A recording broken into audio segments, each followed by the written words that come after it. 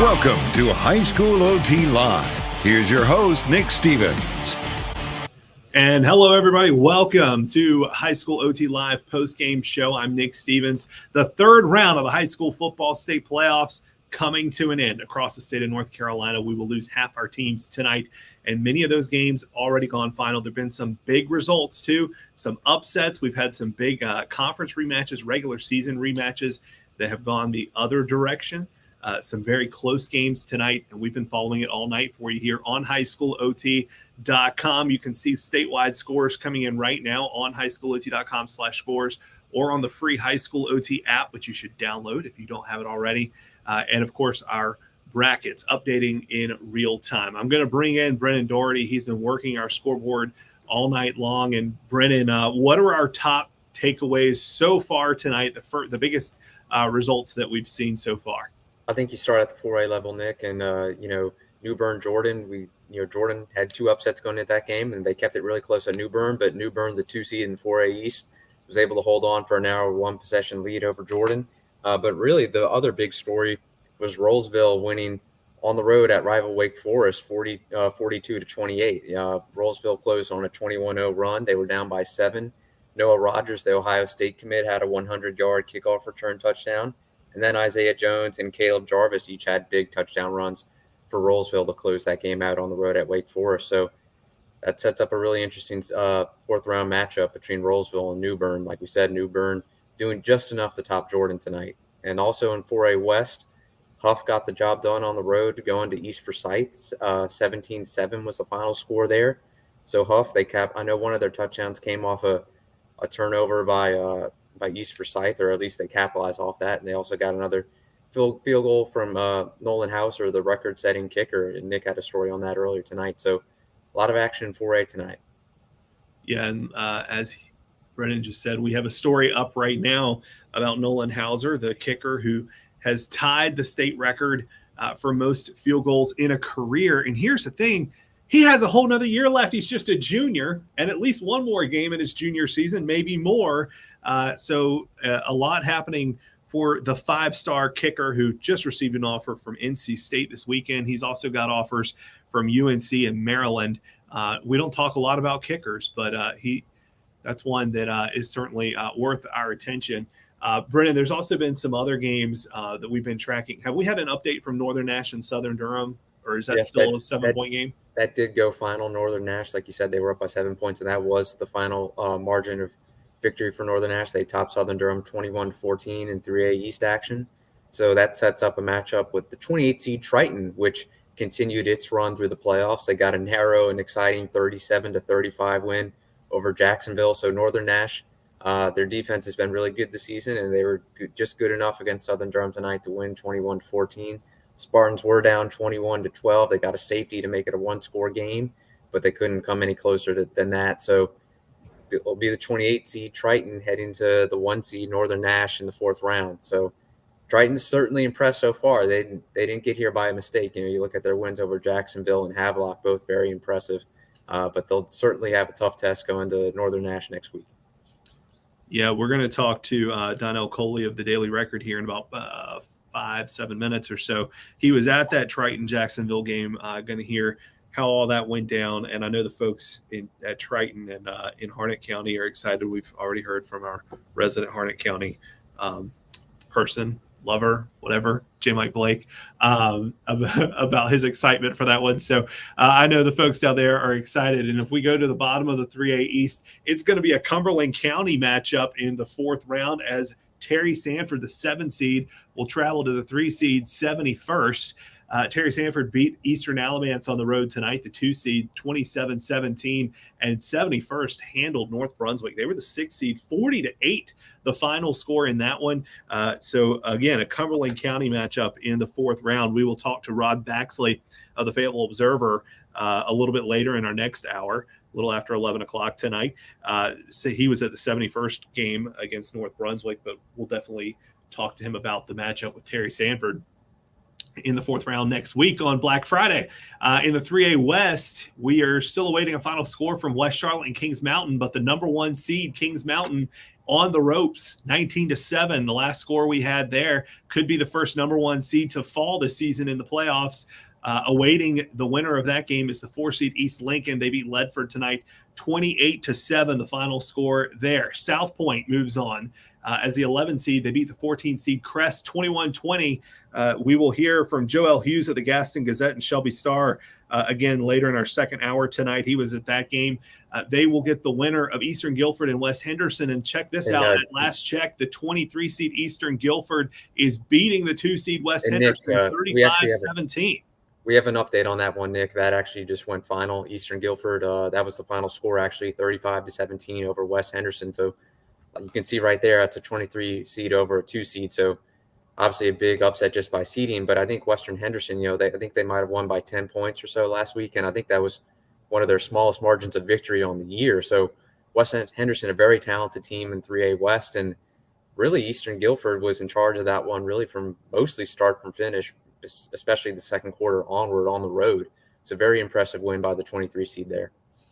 Yeah, all right. So an upset here on High School OT Live postgame show. Eastern Guilford beating West Henderson to 23 over the 2, 35-17 in the 3A West.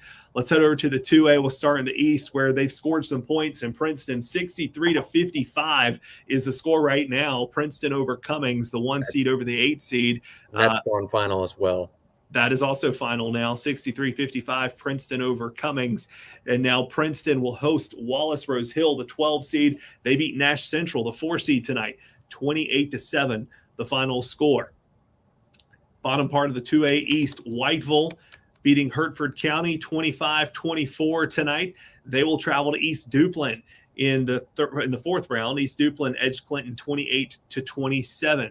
In the 2A West, either of these games gone final yet, Brennan, or are we still waiting finals on these? Maiden Bunker Hill has gone final. So that was a rematch of a conference matchup early in the year. Maiden only won by 2 points in the regular season, but this game was a different story. I mean, they were in charge pretty much the whole way, and that did just go final. 23-score victory for Maiden over Bunker Hill. Still waiting on a final score between Reedsville and Chase. The last score we saw was actually 30-20. We'll get that updated on our bracket, but we'll be looking for the final score on that one. But from what we've seen, Reedsville's been up big on Chase all night. So it looks like we will get Maiden and Reedsville in the fourth round. And in the bottom part of the 2A West, Burns advances past Salisbury 24-20. They will host Monroe. Monroe went on the road and beat the number 2 seed East Surrey 28-23 tonight. And finally, in the 1A East, Tarboro defeats Riverside in a conference rematch, 34-14. They will host Northampton County, the 4 seed. They beat West Columbus tonight, 32-18. And in the bottom part of the 1A East, Rosewood and Northmore will meet in the fourth round, the 3 at the 2. Rosewood beat Hobton 28-14 tonight. Northmore beat Perquimans 42-26. And in the 1A West, Eastern Randolph will face Mount Airy in the fourth round. Eastern Randolph beat Robbinsville 29-26 tonight. Mount Airy shut out Hayesville 49-0, the final score in that one. And at the bottom part of the 1A West bracket, Drawn beats Thomasville 19-14. They will travel to Andrews. Andrews knocked out Murphy tonight 50-23, the final score there. And again, all these scores are updating on High School OT right now. You can go check out the interactive brackets as well there on highschoolot.com and on the High School OT app right now. And Brennan is going to continue monitoring all of those scores for us tonight. Brennan, let us know if you get anything that we need to jump in on, and we will come back to you. Will do. All right. We've got a lot to get to tonight. We've got a bunch of guests, and we're going to hit our first one where there was I'm not supposed to call it a Cinderella run, so I'm not going to say it, but a 28 seed won tonight. That's a big deal. Donnell Coley joining us from the Daily Record. You were at Triton and Jacksonville tonight. Triton comes away with a 37-35 win, advances to the fourth round again as a 28 seed. I'll let you decide what we're going to call that. Tell us how it happened. We're not going to use the C word, obviously. Like you learn. So this is just an embodiment of what the community has been putting into this team over the past, however long. And they made history tonight. They're the first team to go to the fourth round in program history. And, they had two bus loads again tonight from people from Irwin, Coates, Dunn, probably even more from Hardin County. Obviously, everybody from Hardin County is rooting for them now. So I think you just saw that the kids are just feeding off of that. And, they go down by 8 points on 2 different occasions in the second half, and they still overcome that and come out with the win. And Nathan McCoy, Big Nate, comes with a huge sack, at the end, sack fumble, and closes it, clinches it. And, we'll have more on that. That's a great story for him. And obviously, we got the kicker with Carter Daughtry, who, he's been going through a lot, battling injuries, and he gets the game winner. So we'll have more on that, coming up here next week. But just a lot of excitement here for Hardin County. Yeah, I don't know if you were on sitting here waiting yet or not, but we heard from J. Mike Blake about as soon as that game went final. I think he called them a team of destiny. I think that's what he called them in our group chat that we have going on. What is it? How are they doing it? How are they continuing this run? I mean, I know they played a 20 seed, but Jacksonville is a traditionally pretty strong team in the 3A East. What is working for this Triton team that allows them to keep winning these games week after week and now find themselves playing on Thanksgiving? Which is a big deal for Coach Penny. I mean, all the coaches, his whole coaching staff definitely just mentioned that to me, how excited and giddy they are to host a practice on Thanksgiving. They're not used to that, around there. So it's an awesome feeling. But, I mean, they just stay true to who they are. They don't do a lot of different variations and different changes throughout the game that, varies from who they are. And they're going to run the ball. I mean, tonight, Jalen Evans has 4 touchdown passes, which, that's a career high, obviously, for him. 4 out of 5 passes, completions were touchdowns. So, I mean, but they're still dominantly running the ball. And on defense, they're going to come at you all 4 quarters. And they proved that tonight. And they're going to come up clutch. They're going to give up points. It might be a shootout. They're fine with that. I think they just have the confidence now that, hey, we can play in any type of game we want. And that's really what's happening right now. I want to bring in the 3A East bracket real quick. And if people weren't with us earlier, Northern Nash beat Southern Durham tonight, 21-14. So now the 28th seed going on the road to face the overall number 1 seed in the 3A East, Northern Nash. I don't know how much Triton has had, how much time they've had to look ahead to this game. I'm guessing probably not much. But do you have any inkling as to how this one might play out, what the keys will be for Triton if they're going to keep this run alive? Not knowing a ton about Northern Nash, but just knowing so much about this Triton team, they're healthy is, that's really the big part of why they're succeeding right now. They're not always healthy. They always have a key injury here, a key injury there. But as you see, they're clicking on all cylinders. And like I said last week, that's just dangerous for any team. I mean, number 1 seed, 20th seed, 21st seed, 5th seed. They're just mowing them down, and they're really ready. I mean, they just feel like they're healthy, and when they're healthy, they just feel like they're one of the best teams in the state. So I guess they have a chance to prove that. Tell us what kind of coverage people can expect from the Daily Record this week. A Thanksgiving week of football coverage. More football. Imagine that. No, I mean that's just great. For this area. I mean, they haven't seen that around here in a while to have such, expansive football coverage at this time of year. So we'll definitely have a lot more of Triton's run and different feature stories here and there to kind of complement that and, try to see what they can do now with their destiny. We'll see if J. Mike can get some keywords in there. Maybe he'll throw some headlines and some contributing pieces for us. I don't know. We'll see about that. If y'all will let him. Y'all allow that. So, but we'll have that. And of course, basketball is still out there. We have a Hardin County tip-off tournament, so that's going on. As we speak tonight, and we'll have Monday and Tuesday for that. That'll be a championship, and that's always fun for the community. See some early hoops action, and we'll just have that. We'll just keep going. We'll see how far this lasts. This is fun. All right, Donnell, we appreciate it. And maybe we'll get to talk to you again next week and see if Triton can get to the regional final. We appreciate it. Have a safe trip back. Yes, sir. Appreciate it. All right, we're going to bring in Brennan Doherty again. Brennan, you have some more final scores to get to.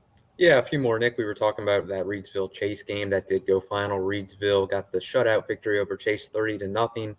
And also in 4A East, Hillside defeated Pine Forest 28-7. So Hillside kind of in control of that one mostly, but Pine Forest kept it close for a while. Hillside just kind of wore them down during the second half. And also another 4A final, Grimsley topped Independence 44-36, and it was a pretty interesting game. Grimsley was up 44-21 in the second half. Independence staged a bit of a comeback, made it a one-score game at an 8-point deficit, and actually had the ball around the 30-yard line of Grimsley before turning it over on downs. I know we'll be talking to Joe Serrero more about that one later, but that was certainly a game to keep an eye on. And like we said, Grimsley came out on top 44-36. And then at the 3A level, the last score that we've seen from the West Charlotte Kings Mountain game was West Charlotte winning 19-14 in the fourth quarter. We're still keeping tabs on that one, but to our knowledge, that one has not gone final yet. All right. We actually had a update. One of our viewers sent us this 6 minutes ago. West Charlotte up 19-14. So hopefully we will be getting a update on that. That one will be going final here shortly. We've got almost all the finals already tonight. Not too much going on so far, but Isaiah McCurry, thanks for that update. Brennan, thanks for your updates. We're going to take our first commercial break, and we will be right back with more High School OT Live postgame show. Do you have the Breeze Through VIP Rewards app? For every dollar spent in-store and for every gallon pumped at a Breeze Through location, you can earn points to trade for a variety of your favorite snacks and beverages, or for savings at the pump. Don't forget the member deals, only available to VIP members. Download the app on the App Store or get it on Google Play and start earning rewards today.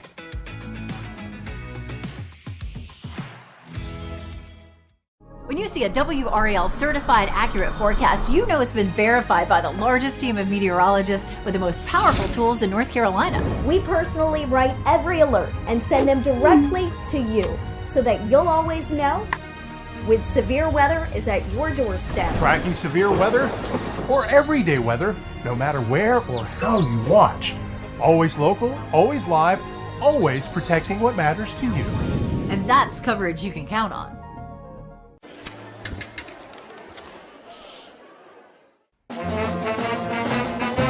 Hey, conductor, how about something new? You played this last year.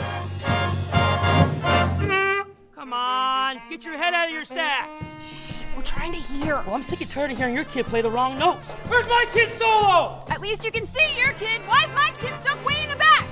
The conductor only plays his favorites. My kid heard that solo! You see my kid? Yeah! Come on! Wake up with the most watched. Thanks for making us part of your routine. Whether you're a 4 a.m. type or an 8 a.m. type. Only one team is all local all morning long, alerting you first wherever you are. Building on fire. So get the forecast you need to plan your day. Check out downtown Raleigh and traffic to get you wherever you need to go smoothly. Plus, breaking news and local coverage. This is exactly what parents have to go through. Tomorrow morning, every morning, watch WRAL Mornings. Welcome back to the High School OT Live postgame show. I'm Nick Stevens. The third round of the state playoffs is in the books for most teams. Still a couple games still being played tonight. We're going to bring Brennan Doherty back in. Brennan, you just had a big update from the western part of the state. Yep, like we were saying, Kings Mountain was trailing West Charlotte 19-14. But Kings Mountain just took the lead with only 11 seconds left. They're now up 22-19 after getting the touchdown and the 2-point conversion. So Kings Mountain, the number one seed in 3A West, they were down 19-7 in that game to West Charlotte. So obviously it's near its end now, but like we said, Kings Mountain's now in charge with the lead 22-19. All right, we will get back to Brennan here shortly. I want to give you an update on something else that happened tonight, though. Huff kicker Nolan Hauser tied the NCHSA record for career field goals with 51. He's a 5-star player, a junior, still has a whole season left to add on to that record. He tied it at 51 with the career field goals. Joel Bryant from High School OT was at that game. We'll hear from Joel shortly, but he had an interview on the field with Nolan Hauser after the game. Nolan, congrats on the win tonight, 17-7. You had one field goal tonight, and you tied the NCHSA career record for field goals. Overall, what's your reaction from this win? And then we'll get into you a little bit personally. I mean, everyone played outstanding. I mean, offense showed out tonight. I mean, just like last week, they always do. Tab, balled out. JT had an amazing game. Defense showed up when they needed to, and me, Christian, and Braxton, my holder, just did our job tonight like we usually do, and we just got it done. You talked about those other guys. Your special teams unit, just in general, is probably the best in the state, probably by far, actually. What's it like being able to be with those guys and to work with them every day? It's awesome. I mean, we work with it. I mean, there's so many teams that don't get the opportunity to work on special teams as much as Huff does. I don't think. We're every single day we have something we're focused on. I think that's a big part of our success in the game. But it's awesome to be able to play for Coach Jenkins that trusts kickers. There's some coaches that don't trust kickers that much. I mean, Coach Jenkins has been great for me freshman, sophomore, and junior year. So you were aware of the record coming into this night. Was that any extra pressure tonight kicking that one? Not really extra pressure. I was third quarter, and then it was the third quarter I made that kick, and I was thinking about getting another kick, and I was like, wait a minute, I think I just tied that record. But I didn't realize it until about the third quarter, and I wanted that other kick, wherever it was from. I wanted to break it. I wanted it to be a long one, kind of. It'd be cool to make a 50-plus to break the record. Well, you'll have a chance next week against Kinsley. All right, congrats. Thank you. Wanted to make it from 50-plus. His career long in high school is 49 yards, but Joel Bryant told us last week that he was making them from well beyond 50 in warm-ups. So you can see more about that on High School OT right now. And, of course, we will talk to Joel Bryant here shortly. Let's bring in another one of our High School OT reporters, though. Kyle Morton, already back at the office. A quick game at Millbrook tonight. The Wildcats take down Southern Alamance 35-7 and advance to the fourth round of the state playoffs for the first time in school history. Kyle, tell us how it happened. Yeah, it was a speed run tonight. It was over quick. Halftime got there, I think, before the first hour of the game even passed. And Millbrook had a dream start. Southern Alamance is a team with a good run game and a really good defense. They can kind of win ugly. And Millbrook forced 2 turnovers on Southern Alamance's first 2 drives. Got a stop on the third one, and on all 3 of the first Millbrook drives, they scored a touchdown. So the Wildcats went ahead 21-0 before Southern Alamance really even knew what hit them, and that kind of put them in a hole that was too big for them to get out of. Xavier Pugh, huge tonight for Millbrook, 3 touchdowns. We talk about Leacock and Fortune a lot in that passing attack, but Pugh did a lot to get that offense going on the ground. I was about to ask that. TJ Thorpe, since the high school OT Jamboree when Millbrook was playing that, he has been super high on Xavier Pugh since then. He has the ability to really change a game. It looks like he kind of set the tone early though with that first touchdown. Who were the big time playmakers tonight for Millbrook, because they have so many to choose from? It was Pugh and Leacock. The first 2 touchdown drives both started with I think it might have been both off RPOs, but they ended with Leacock open over the middle and Fortune hit him. Both of those plays set Millbrook up at about the 20. And then Pugh finishes the first drive, just a little route to the flat. Fortune finds him and he walks in, and then they make the decision to go for it on 4th and 1 on the second drive. Give it to Pugh. He gets in pretty easily. So after that, it was kind of game management mode for Millbrook the rest of the way, because they had gone up 21-0 so fast. And Southern Alamance kind of found their footing defensively, but it got to a point where Millbrook was pretty comfortable pretty quickly, because Southern Alamance is not a team that's really built to come from behind. So it was a tough spot for them, and Millbrook executed perfectly early. So Millbrook, the 12 seed rather, they are going to go on the road to face the number 1 seed Hillside, another team from the DAC 7 conference, just like Southern Alamance. You've seen Hillside plenty of times this season. We've seen Millbrook plenty of times this season.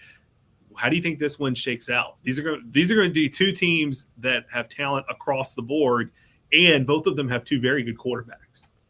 Yeah, you're not going to get a pick out of me right here. I'm going to need some time to kind of let these games marinate and kind of see where I land on those. But it's going to be very intriguing. It's 2 good offenses. It's 2 good defenses. The backfields for both teams are very good. Wilson Cargbo and Jamil Williams for Hillside, and then Fortune and Pugh for Millbrook, with obviously Leacock making plays, but Hillside has 2 good receivers of their own, and KJ Johnson and Tahir Henry. So playmakers all over. I expect it would be high scoring, kind of like how the Hillside Apex game I was at last week was. As you can see there, 46-43 last week on the bracket scoreboard. And I think Pine Forest, based on that score, it seems like they kind of made Hillside play their game a little bit. And I think I kind of said last week that even if Pine Forest does that, Hillside would find a way to win anyway. And it seems like that's how it shook out. So I think both teams in the Millbrook Hillside game will be content to push the pace and let their playmakers be their playmakers and hope their defense comes up with one more stop than the other defense. So that's going to be a really exciting matchup. And I know a lot of people around the state are going to be looking forward to it. What was the feeling around Millbrook after getting that win? I mean, they've gotten to the third round several times and can just never get past it. Yeah, I've kind of noticed this year, when you see a team win a state championship or just win a regular season game, there's this air of almost overconfidence, I guess, that sets in, and there's more like the players among themselves will make comments about the other team and kind of jeer at them a little bit. In the playoffs, it's all just, thank goodness we made it through this round.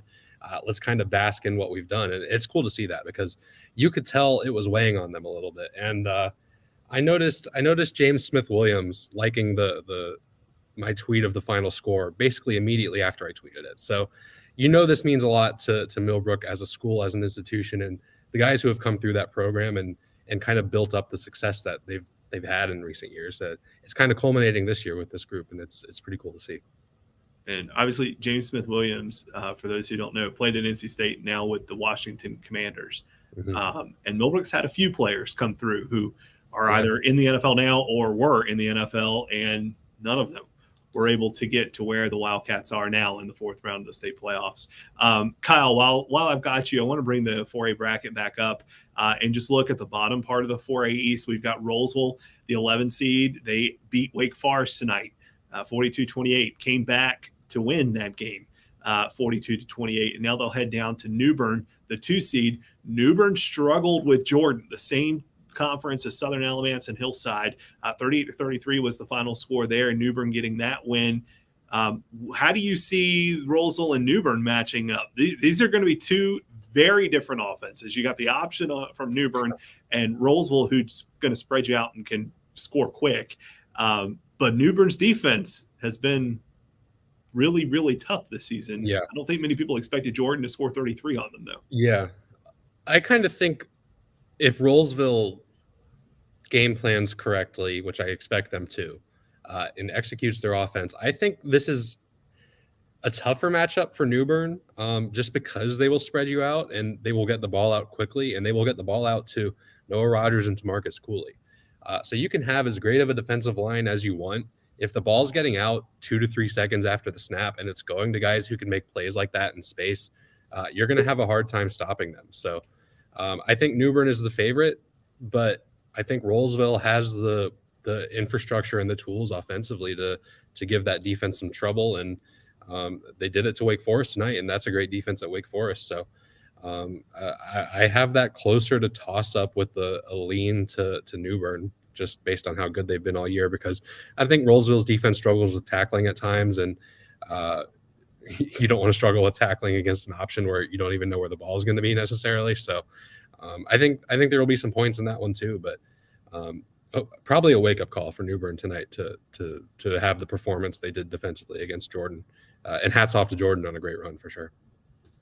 Our good friend TJ Thorpe is sad tonight. He's in his feelings after his Jordan Falcons lost. All right, Kyle, go get back to work, and we'll see you in a little bit. All right, Brennan, I'm going to bring you in again. You have another final score for us, I believe. Yep, it's the last final score we were still looking for, and it was ended up being a 22-19 final with Kings Mountain getting the win. They were down to West Charlotte really throughout most of that game, and they took the lead finally on a 1-yard QB sneak with 11 seconds left by quarterback Lamont Littlejohn. And then, just for West Charlotte, they did have a little bit of time left on the clock, but not enough to get down the field to make anything happen. So Kings Mountain wins 22-19, and they'll face East Lincoln in the fourth round. East Lincoln, really interesting team. They had a pretty thoroughly dominant win over Ledford tonight, 28-7. They really lean on their defense, East Lincoln. Gave up 7 points tonight. That's kind of a lot for them. They entered tonight giving up an average of only 2 points per game. So could be a really interesting matchup between Kings Mountain and East Lincoln. East Lincoln really has a dominant defense. All right, Brennan, thank you. Before we go to break, I want to bring in our brackets one more time. We'll go to 3A West. The last time we were looking at the brackets, the Grimsley final score was not in, so I wanted to show that. Grimsley beating Independence 44-36 tonight. They will host the 5-seed Huff in the 4th round next week. And at the bottom part of the 3A West, the 7-seed AC Reynolds beating Butler tonight 21-17. They will face Weddington, who beat Northwest Guilford 35-14. And I said 3A West, I meant 4A West. Forgive me. It's these are a lot of numbers and brackets that we're trying to keep up with in real time tonight. All right, we are going to take another quick break. We'll be right back with more of the High School OT Live post-game show. It made perfect sense. I come here every day because of the great customer service and friendly atmosphere. So I bought my Breeze Through Lifetime Refill mug. For only $19.99, I got a stainless steel mug and get free refills forever. Or grab a regular refill mug for $9.99 and enjoy discounted refills every time you stop by. I couldn't imagine going anywhere else.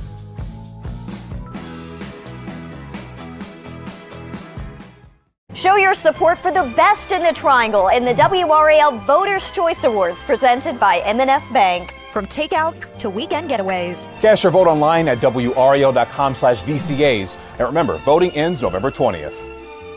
Welcome to my new holiday outpost at WRAL's Nights of Lights. My elves are hard at work preparing the holiday selfie stations, crafts, and more. And of course, Mrs. Claus and I'll be there. Reserve your visit now.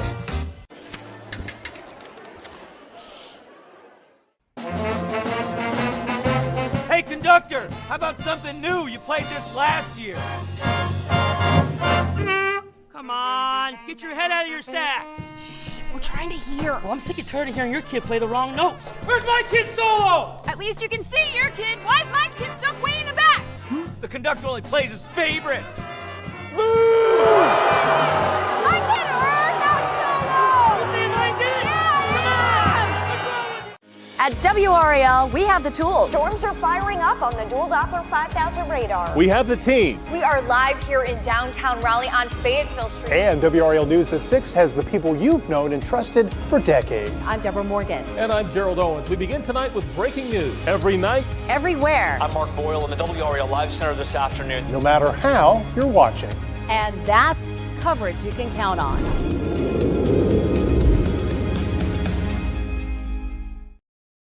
Welcome back to the High School OT Live postgame show. I'm Nick Stevens here in Raleigh. If you're just joining us, it's been a wild night of the 3rd round of the state playoffs across North Carolina. All of the final scores are in now on highschoolot.com. You can go to highschoolot.com/scores to see them across the state, or just download the free High School OT app, and they are right there for you. We also have interactive brackets updated in real time each round of the playoffs. Brennan, I'm going to bring you back in. And now that we have all the final scores, I think it would be a good idea for us to just kind of run down everything that we have. And we will start in the 4A bracket. We'll start in the West, where Grimsley will take the 1 seed, will take on the 5-seed Huff in the 4th round. Grimsley beat Independence 44-36. And Huff beat East Forsyth, the 4 seed on the road, 17-7. I think I actually picked East Forsyth to come out of the West. So there goes one of my picks from the early in the season. It's a good idea not to follow my picks generally. In the bottom part of the 4A West, we have Weddington, the 6 seed. They will host the 7 seed AC Reynolds in the 4th round. Weddington beat the 14 seed Northwest Guilford 35-14 tonight. AC Reynolds beat the 15 seed Butler 21-17. And one thing of note, in the 4A bracket, there is only one Mecklenburg County team left, and that is Huff. Huff beating East Forsyth tonight 17-7, and now they go on the road to Grimsley. I'm not sure that's what a lot of people expected in the 4A West bracket at this point in the season, but just one Mecklenburg County team left. Brendan, you want to go through the 4A East? Yep, Hillside got the 28-7 win at home over Pine Forest. Pine Forest, a very defensive-minded team. They eked out a narrow win over Holly Springs last week. So Hillside knew it would have its work cut out for itself on offense, but looks like they handled that challenge pretty well. It was a close game for most of it, but they wore them down in the second half. I think held Pine Forest scoreless after halftime. And that sets up a really, really good game against Millbrook next week. Millbrook was hosting Southern Alamance tonight, which upset New Hanover in the second round. And Southern Alamance, they're all about their run game. They had a pair of junior running backs with 1,000+ yards on the season. And they just weren't able to run the ball well tonight. They fell behind early. I think Southern Alamance had fumbles on their first 2 possessions, and Millbrook went up early, and that was kind of the key to it. They didn't give Southern Alamance a chance to kind of ease into the game with its run game. They were trailing from the get-go. So, yeah, that Hillside-Millbrook game really should be a great one to watch next week. Both teams have really been hitting their strides, it seems, for the most part. Obviously, Hillside hasn't lost yet this year, but Millbrook is a team that's really on the up right now and full of confidence. So I think that's really going to be a great game. I can't wait to see it. That's how it shook out in that part of the 4A East. And if we keep going down, we can recap what else happened. And Rollsville, Wake Forest, we talked about it a little bit earlier, but obviously a rivalry game, obviously a rematch of earlier in the season. These two teams, they have a lot of history facing each other in big games in the playoffs. And Rollsville, they beat Wake Forest to go to the advance in the playoffs in the 2021 spring season. And they do it again tonight. Wake Forest was winning this game 28-21 before Rollsville closed on a 21-0 run. Noah Rogers got things started, the Ohio State commit, with a 100-yard kickoff return to tie the game. And then Rollsville got some big rushing touchdowns from Isaiah Jones and Caleb Jarvis to put the game away. So really, really impressive win by Rollsville. You just look at their past 2 games, winning at Wake Forest, winning at Cleveland. Those are 2 teams that don't lose at home very often. So 2 very, very impressive road wins. And they'll have to do it again next week against New Bern. I think everyone was looking at New Bern's game tonight, just looking at the seeds, the Bears, the 2 seed hosting the 23 Falcons from Jordan. And then thinking, wow, it's kind of a lopsided matchup by seeds. But Jordan, they upset Laney and Pinecrest to get to this point, and they showed why tonight, that, the reason why they're still in the playoffs. That was really a back-and-forth game all night. Jordan was winning that game in the fourth quarter before New Bern scored the final touchdown of the night. And we don't have too many details on that one, but I saw on Twitter that New Bern had to make a goal line stand against Jordan late in the fourth quarter to hold on to that one. So no shame in Jordan's loss tonight. Obviously a very impressive postseason performance from the Falcons, but New Bern's still alive, the 2 seed, and should be a great one against Rollsville next week. All right, and that's a quick look at the 4A bracket, and we'll get back to Brennan here shortly. While we're talking about the 4A bracket, though, I want to go ahead and bring in high school OT's Joel Bryant, who was at the Huff East Forsyth game tonight, and in the 4A West. Joel, I believe we got you. There you are. Yes. Tell us what happened. East Forsyth falls tonight at home, 17-7. Huff gets the win, and they move on to the 4th round of the playoffs. The only team in the 4A bracket, anyway, left from Mecklenburg County. Yeah, classic defensive battle here. 2 really good defenses. Huff's defense in particular has really impressed me over the last couple of weeks. I've seen them. They don't have these giant guys on their defensive line, but that defensive line absolutely gets after it. They're relentless. They're very well coached. They run a lot of games up on the defensive line. They made the night for Jalen Rayner very difficult, East Forsyth. So it was really pretty much a dominant defensive performance from Huff. I will say East Forsyth lost their top receiver, Quayshawn Brown, right before the half. They gave him the ball in a little sweep, and then he got injured on that play with literally 10 seconds before halftime, and then he didn't play the second half, so that was a big loss for them. But regardless, Huff's defense really stood out tonight. You mentioned Rayner. He's one of the most dynamic quarterbacks out there, and for Huff to be able to control the offense led by him, I mean, obviously the injury plays a role in that, but that Huff defense must be able to put them in a position to win just about any game left, right? Yeah, they are. Like I said, they're really well coached, and they're tenacious. I'm gonna make the point this week to actually watch them on tape. I want to see just like how exactly these guys are doing it so consistently. But yeah, they we've talked about this before. Huff has kind of been one of these programs that's always been really good, but they've never broken through in the playoffs. I think this might be their best opportunity yet to do that. With the defense playing like this, there's really, like you said, there's not many teams that can really just have a good offensive fight against them. It's that dominant. You also saw some history tonight. Nolan Hauser, the kicker for Huff, tied the state record for most field goals in a career at 51 with an entire season left. He's only a junior. You talked to him after the game. If people were watching the show earlier, they saw that we had an interview you did with him on the field. I tell you what, why don't we bring that interview back up, show it one more time? It's not too long. And then Joel, I want to get your take on that. Okay. Nolan, congrats on the win tonight, 17-7. You had one field goal tonight, and you tied the NCHSA career record for field goals. Overall, what's your reaction from this win? And then we'll get into you a little bit personally. I mean, everyone played outstanding. I mean, offense showed out tonight. I mean, just like last week, they always do. Tab, balled out. JT had an amazing game. Defense showed up when they needed to, and me, Christian, and Braxton, my holder, just did our job tonight like we usually do, and we just got it done. You talked about those other guys. Your special teams unit, just in general, is probably the best in the state, probably by far, actually. What's it like being able to be with those guys and to work with them every day? It's awesome. I mean, we work with it. I mean, there's so many teams that don't get the opportunity to work on special teams as much as Huff does. I don't think. We're every single day we have something we're focused on. I think that's a big part of our success in the game. But it's awesome to be able to play for Coach Jenkins that trusts kickers. There's some coaches that don't trust kickers that much. I mean, Coach Jenkins has been great for me freshman, sophomore, and junior year.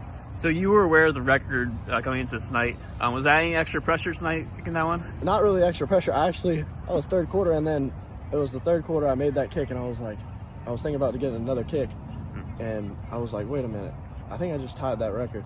But I didn't realize it until about the third quarter, and I wanted that other kick, wherever it was from. I wanted to break it. I wanted it to be a long one, kind of. It'd be cool to make a 50-plus rip to break the record. Well, you'll have a chance next week against Grimsley. All right, congrats. Thank you. So Joel, he wanted to be at a 50-plus. That made me laugh the first time we watched it. He's entirely possible. I was going to say, I mean, he's a 5-star kicker. You've seen him warming up. Did you say he was kicking 60-yarders in warm-ups a couple weeks ago or something? Yeah, last week he was kicking the 60-yarders. He wasn't trying that tonight. It was more like 55, 50 stuff tonight, and he was making them despite the cold. I mean, it's 30 what he says 35 degrees out here, and he's still making them pretty easily. When you have that weapon on your special teams, and then your defense is playing the way it's playing, their offense doesn't even need to show up most nights, and they're probably going to win. And then their offense didn't really play well tonight. But between the defense and special teams, like it's a lot for another team to overcome. It's interesting. He only has 3 offers, he told me. State and Carolina are 2 of the teams that have offered him. He's looking to make his decision a little bit on the early side of the offseason, so that'll be interesting to watch. But, and when you have a weapon like that, I mean, there's nothing you can do if you're the other team. There was a 4th down that East Forsyth had from the 38-yard line. And I was thinking to myself, like, if this was Huff, they would easily just kick it from here, right? They would kick the 55-yard field goal. And just even with that being the way it is, it's such a unique advantage that they have that really no other team can match. Anytime you can kick a field goal from that distance and get points on a drive, that's a big deal, especially in high school. Real quick, Joel, just a few more minutes left here. I want to bring in the 4A bracket. Huff, the 5 seed, on the road at number 1. Grimsley next week. You've seen Grimsley as well. How do you see this one shaking out? It's going to be a fun one. It's going to be really fun. These are teams that both have high-level offensive talent. Tad Hudson, the quarterback from Huff, is going to UNC. Obviously, he's a 4-star quarterback. And then Grimsley has the 2 junior wide receivers who are outstanding, Alex Taylor and Sherelle Anderson. It's going to be a lot of firepower on that field. Grimsley's defensive line is probably better than the one that East Forsyth has. So that will be a little bit more of a challenge for Huff, I think, next week. But it's going to be a good one. I will probably be at that one next week, I'm guessing, as well. Sounds good. All right, Joel. We'll have a safe trip back. We'll see you in a little while. Okay, thank you. All right. I want to bring back up the brackets real quick, and we want to go to the 1A East bracket where Tarboro, the 1 seed, has advanced to the fourth round. No surprise to most people, I would suspect. 34-14, Tarboro gets the win over the 8 seed Riverside tonight. They will now host the 4 seed Northampton County. Northampton County beat West Columbus. That's the 4 over the 5. 32-18 was the final score in that one. And we had a crew at Tarboro tonight. Want to bring in Ryan Jones to talk about this one. Ryan, you don't live too far away from Tarboro. How's the feeling out there tonight? They were pretty much scared first half, and I'm gonna tell you, man, Coach Pascal for Riverside had an amazing game plan the first half. It was called stall the ball from Tarboro. He had a game plan, was like a no huddle offense, but stalling in a no huddle, getting the ball, pretty much running the game, running the clock, the play pretty much at the 1 second mark of each drive, each play, and seeing that kind of stalled the entire offense. And Tarboro only had 3 possessions, well, actually 4 from the whole first half. But crucial moment in the first half was when it was 4th and goal. Riverside was on the 2-yard line of Tarboro's, had a legal shift, but Tarboro stopped them. Then we go into the second half. Tarboro has a chance to get a 21-7 lead. What happens? Omar Lewis fumbles the ball, was very frustrated, went to the sideline frustrated, but comes back the second play of the Riverside offense and gets the interception. But the thing that kind of kept Riverside in the game the entire first half was the fact that it was a heavy dose of base night. Base night was catching a lot of in-space screens, out-of-space screens. Shepard was giving him the football anywhere he could possibly get it to. He also created that fumble on Omar Lewis. And then the second half, Tarboro pretty much ran away with it, pretty much having the possession, pretty much taking over the game from there. Yeah, this is a Tarboro team that or program that is used to being in this position. Ryan, now they're going to face Northampton County, the 4 seed. It's supposed to get tougher every round when you're in the playoffs. What do you think Tarboro sees in this matchup with Northampton? Familiar game, familiar teams playing together. I feel like Northampton still has to come to Tarboro. Tarboro still has that heavy dose. Even though it sounds simple, it sounds simple like stopping the Tarboro T, but it still isn't. I still feel like Tarboro should be able to pull this one out, but who knows what Northampton can possibly do. They probably looked at this Riverside game in the first half. Maybe they take a few good things from Riverside on what they done the first half against Tarboro to possibly bring that into next week's game. Yeah, and in the 1A East, it's the top 4 seeds all remaining. The 1 seed Tarboro going to face the 4 seed Northampton, and then it's the 3 seed Rosewood on the road at the 2 seed Northmore on the bottom part of the bracket in the 4th round. But all the teams happy to be practicing on Thanksgiving next week. All right, Ryan, we appreciate it. Thank you very much. Thank you. All right, so again, Tarboro on to the 4th round. They beat Riverside tonight. They played Northampton County. They beat Riverside tonight. 34-14 was that final score. All right, we're going to take another quick break. We'll be right back with more from the High School OT Live postgame show right after this. Do you have the Breeze Through VIP Rewards app? For every dollar spent in-store and for every gallon pumped at a Breeze Through location, you can earn points to trade for a variety of your favorite snacks and beverages, or for savings at the pump. Don't forget the member deals, only available to VIP members. Download the app on the App Store or get it on Google Play and start earning rewards today.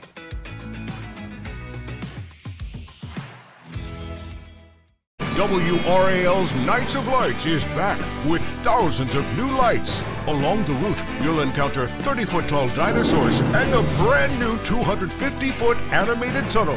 Get your tickets now, as some experiences are already sold out. Stop by the brand new Holiday Outpost and meet Santa. Ho, ho, ho! Get your tickets now at WRALNightsofLights.com. Wake up with the most watched. Thanks for making us part of your routine. Whether you're a 4 a.m. type or an 8 a.m. type. Only one team is all local all morning long, alerting you first wherever you are. Building on fire. So get the forecast you need to plan your day. Check out downtown Raleigh and traffic to get you wherever you need to go smoothly. Plus, breaking news and local coverage. This is exactly what parents have to go through. Tomorrow morning, every morning, watch WRAL Mornings.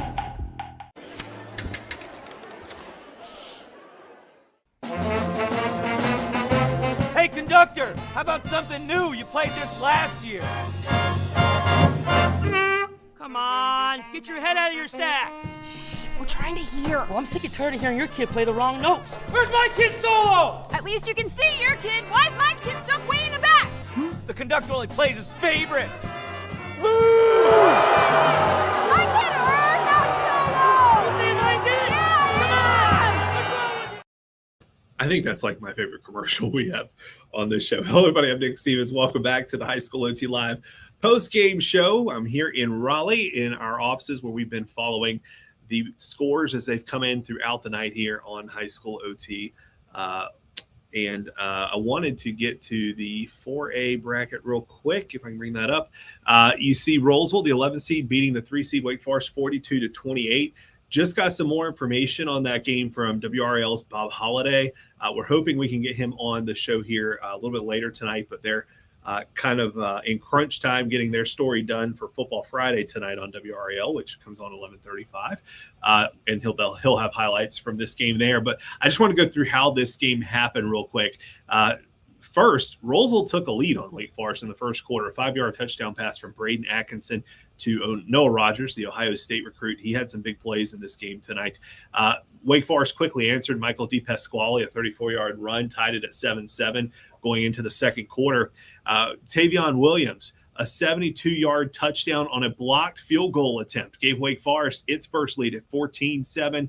And then Michael DePasquale scored again, a 24-yard run, gave the Cougars a 21-7 lead at halftime, and it looked like Wake Forest was going to be in control of the game, but the second half really belonged to Rolesville. Things really went bad for Wake Forest after that. Braden Atkinson got hot in the third quarter. He threw a 17-yard touchdown pass to DeJuan Mickens and a 16-yard touchdown pass to Tamarcus Cooley, the NC State recruit. That tied the game at 21-21 going into the fourth quarter. Wake Forest answered a Kayvon Simmons 25-yard touchdown run, made it 28-21, but Rolesville scored the last 3 touchdowns of the game. After that Simmons touchdown run, Ohio State commit Noah Rogers returned the ensuing kickoff 90 yards for a touchdown to tie the game again at 28-28. Then Isaiah Jones scored on a 37-yard run to give Rolesville the lead for good. That made it 35-28. And then Caleb Jarvis got a late 37-yard touchdown run of his own to pull ahead by 2 scores, 42-28, and that was the final score. Rolesville, the 11 seed, beating conference rival Wake Forest, the 3 seed, 42-28, avenging a regular season loss to the Cougars earlier this year. So Rolesville moves on. They will travel to the 2 seed New Bern in the 4th round next Friday night. I also want to go to the 1A playoffs and look at the West bracket. The 4 seed Mount Airy will play the 1 seed Eastern Randolph in the 4th round. Eastern Randolph beat Robbinsville 29-26 tonight. Mount Airy shut out Hayesville 49-0 was the final score in that one. And at the bottom part of the bracket, you see Drawn beating Thomasville 19-14 tonight. That was the 6 seed beating the 3 seed. And now they will travel to Andrews. Andrews all over the 7 seed Murphy 50-23. So now Drawn on the road at number 2 Andrews in the 4th round on Friday night. And that is where we're going to pick things up. We have joining us David Jones and Jeff Link of Scoreboard Radio. They called this game Drawn 19-14 winners over Thomasville. If we can bring them in. Here we go. Helps if I click the right button. Hey guys, how you doing? We're doing great, Nick. Thanks for having us on again. We had one of the best games at all year. Thomas. Nigel Dula, a super talented running back for the Drone Wildcats, had a hand in all 3 touchdowns. He ran for 2, and late in the third quarter, he pulled up for a 31-yard halfback pass to Zach Pinkerton, gave Drone the 19-14 lead, and really it was there that the defense took over with a huge play. Yeah, the defense, going back first, though, Nick, going back to the end of the first half, Drone got a touchdown went up 13-7 with a minute and some change left before the half. And credit Thomasville, they blocked the extra point, and then their big running back Smith returned the kickoff 74 yards, and it was 1st and 10 inside the 15-yard line. But the drone defense held. It was a lateral pass that went out of bounds that got Thomasville behind the chains, and then the drone defense held, got the turnover on downs on 4 downs, and held them out of the end zone. Otherwise, Thomasville could have scored right there and got the lead going into the half. But they got the big defensive stop there. But then there in the fourth quarter, one thing that happened in this game, Thomasville, it was fourth and about 3, and their quarterback had gotten hurt. They had their backup quarterback in. They went to Smith, their big running back. It looked like he was stopped short of the line to gain. And the officials picked up the ball, held it for a little bit, then decided to put it back down and measure again after they'd already picked it up. And when they put it back down, wouldn't you know, he got the first down by about a football. And so it looked like Thomasville had momentum from that point, was going to go in and score. They had a long pass play, and a young man caught the football, was about to go in to score. He was on the 5-yard line. Will Price from Drone, the cornerback, who had gotten beaten on the pass play, recovered to punch the ball out. And Trevor Houston was able to recover inside the 5-yard line. And that was where the Drone offense, even though they didn't score, took over from that point with 7 and ran some out change the last left. 7:20. Yeah. So this is going to set up a really big game next week. All games are big. Let me rephrase that. A highly anticipated matchup against what a lot of people think is the favorite to come out of the 1A West, Andrews. How do you think they stack up against this Andrews team and, ride this momentum out off of a road win over the 3 seed as they go to take on the 2 seed? Well, I'll let David, he's got a little bit of intel on that, but I will say this, that these are 2 programs that have not had a lot of success. Drone's a fairly new school, split off from East Burke. They've only been around since 2008. Andrews has been around, but really has not had a lot of success in football. But this is a group of kids that are coming through that have been playing together since Pee Wee League days, and they pointed to this group as this is who they're going to hang their hat on. Their head coach, James Phillips, he and I went to Western Carolina together, so I'm excited to see my old buddy next week. I haven't seen him in probably about 10 or 15 years, so excited to see him next week. But he's got Andrews playing well, and I know David talked to Gary Ayers, the voice of the Western Carolina Catamounts and the Swain Maroon Devils, and he gave us a little intel on Andrews. Yeah, a lot of what Gary was telling us is Andrews is just sound team. They're not going to beat themselves. They don't really do anything fancy. And like Jeff alluded to, a team that is riding a special group of players that has won at every level that they've been at. This Drone football team, though, Nick, for a 1A football team, you will not find a more balanced football team. Junior quarterback Eli Tillery, 6'5", 181, can throw it, make smart plays, doesn't throw it to the wrong team.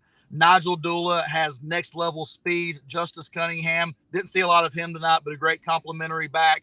Great tight end play. Jacob Moll with some big catches. Just a sophomore, had some big catches tonight. Luke Rector, William on defense. I know Andrews is good at having a special year, and they will be the favorite. But if Drone beats them next week, will we be surprised? Not terribly. Chris Powell has got the Drone Wildcats believing, and they're just as balanced a team as you'll find, Nick. Hey, David, I just want to give you a quick shout out here because we have one of our viewers. Well, I guess they're giving you the shout out. Kings Mountain got the win tonight over West Charlotte, 22-19. You called that, they say. Well, West Charlotte was up in that game 19-7 going into the fourth quarter, and Kings Mountain, that was the 1 seed and undefeated, and don't have a lot of details on that one. I know Kings Mountain scored with under a minute to play, but you got kind of a soft spot for Kings Mountain because they're in the backyard of the Shelbys and the Crests and the Burns and play a high quality football over there, but they haven't grabbed the brass ring yet. You're kind of pulling for Kings Mountain, in some small way in Western North Carolina, but heck of a comeback for them, no doubt. Absolutely. Do you guys know what you've got planned for next week yet? Yeah, we're going with Andrews.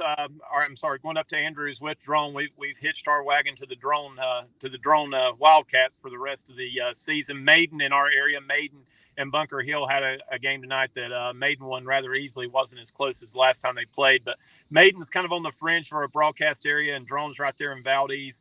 just across the river from where our station's at. So had a lot of folks that were excited about the broadcast and listening to drones. So we'll make the trek up to Andrews. David's been telling folks that's a little bit of a trek for us. We're planning on leaving after church on Sunday. So we'll pack dinner and try to find our way up to Andrews. All right. And one last question before I let you go. Barbecue. Oh, yeah. Lexington. Yeah, we stopped at Lexington tonight, and good as advertised. We thought about you. We talked about you as we poured our vinegar-based sauce on top of our. I asked for some tomato-based sauce, and it was like a movie. Silverware dropped, heads turned. They all looked at me. I thought firearms would be branded. You can't go wrong with vinegar-based. You just can't. I mean, it just is. It's just the best. Well, and we've already got next week. We'll be going through Dillsboro, so we'll be stopping at the Dillsboro Smokehouse. That's all about what we're going to eat. That's how we decide which games we're doing. Where are we going to eat at? That's I wish I could do that. I have the same things around me every Friday night. But anyway, David Jones, Jeff Lake, Scoreboard Radio. Thank you very much for your time. Safe travels back, and I guess you'll leave tomorrow morning. Yeah, it'll be late. If you need us next Friday night, just holler. We'll be way up in the mountains. Sounds good. We appreciate it. Have a good night, guys. All right, we're going to take another quick commercial break. We'll be right back with the second hour of the High School OT Live postgame show right after this. It made perfect sense. I come here every day because of the great customer service and friendly atmosphere. So I bought my Breeze Through Lifetime Refill Mug. For only $19.99, I got a stainless steel mug and get free refills forever. Or grab a regular refill mug for $9.99 and enjoy discounted refills every time you stop by. I couldn't imagine going anywhere else.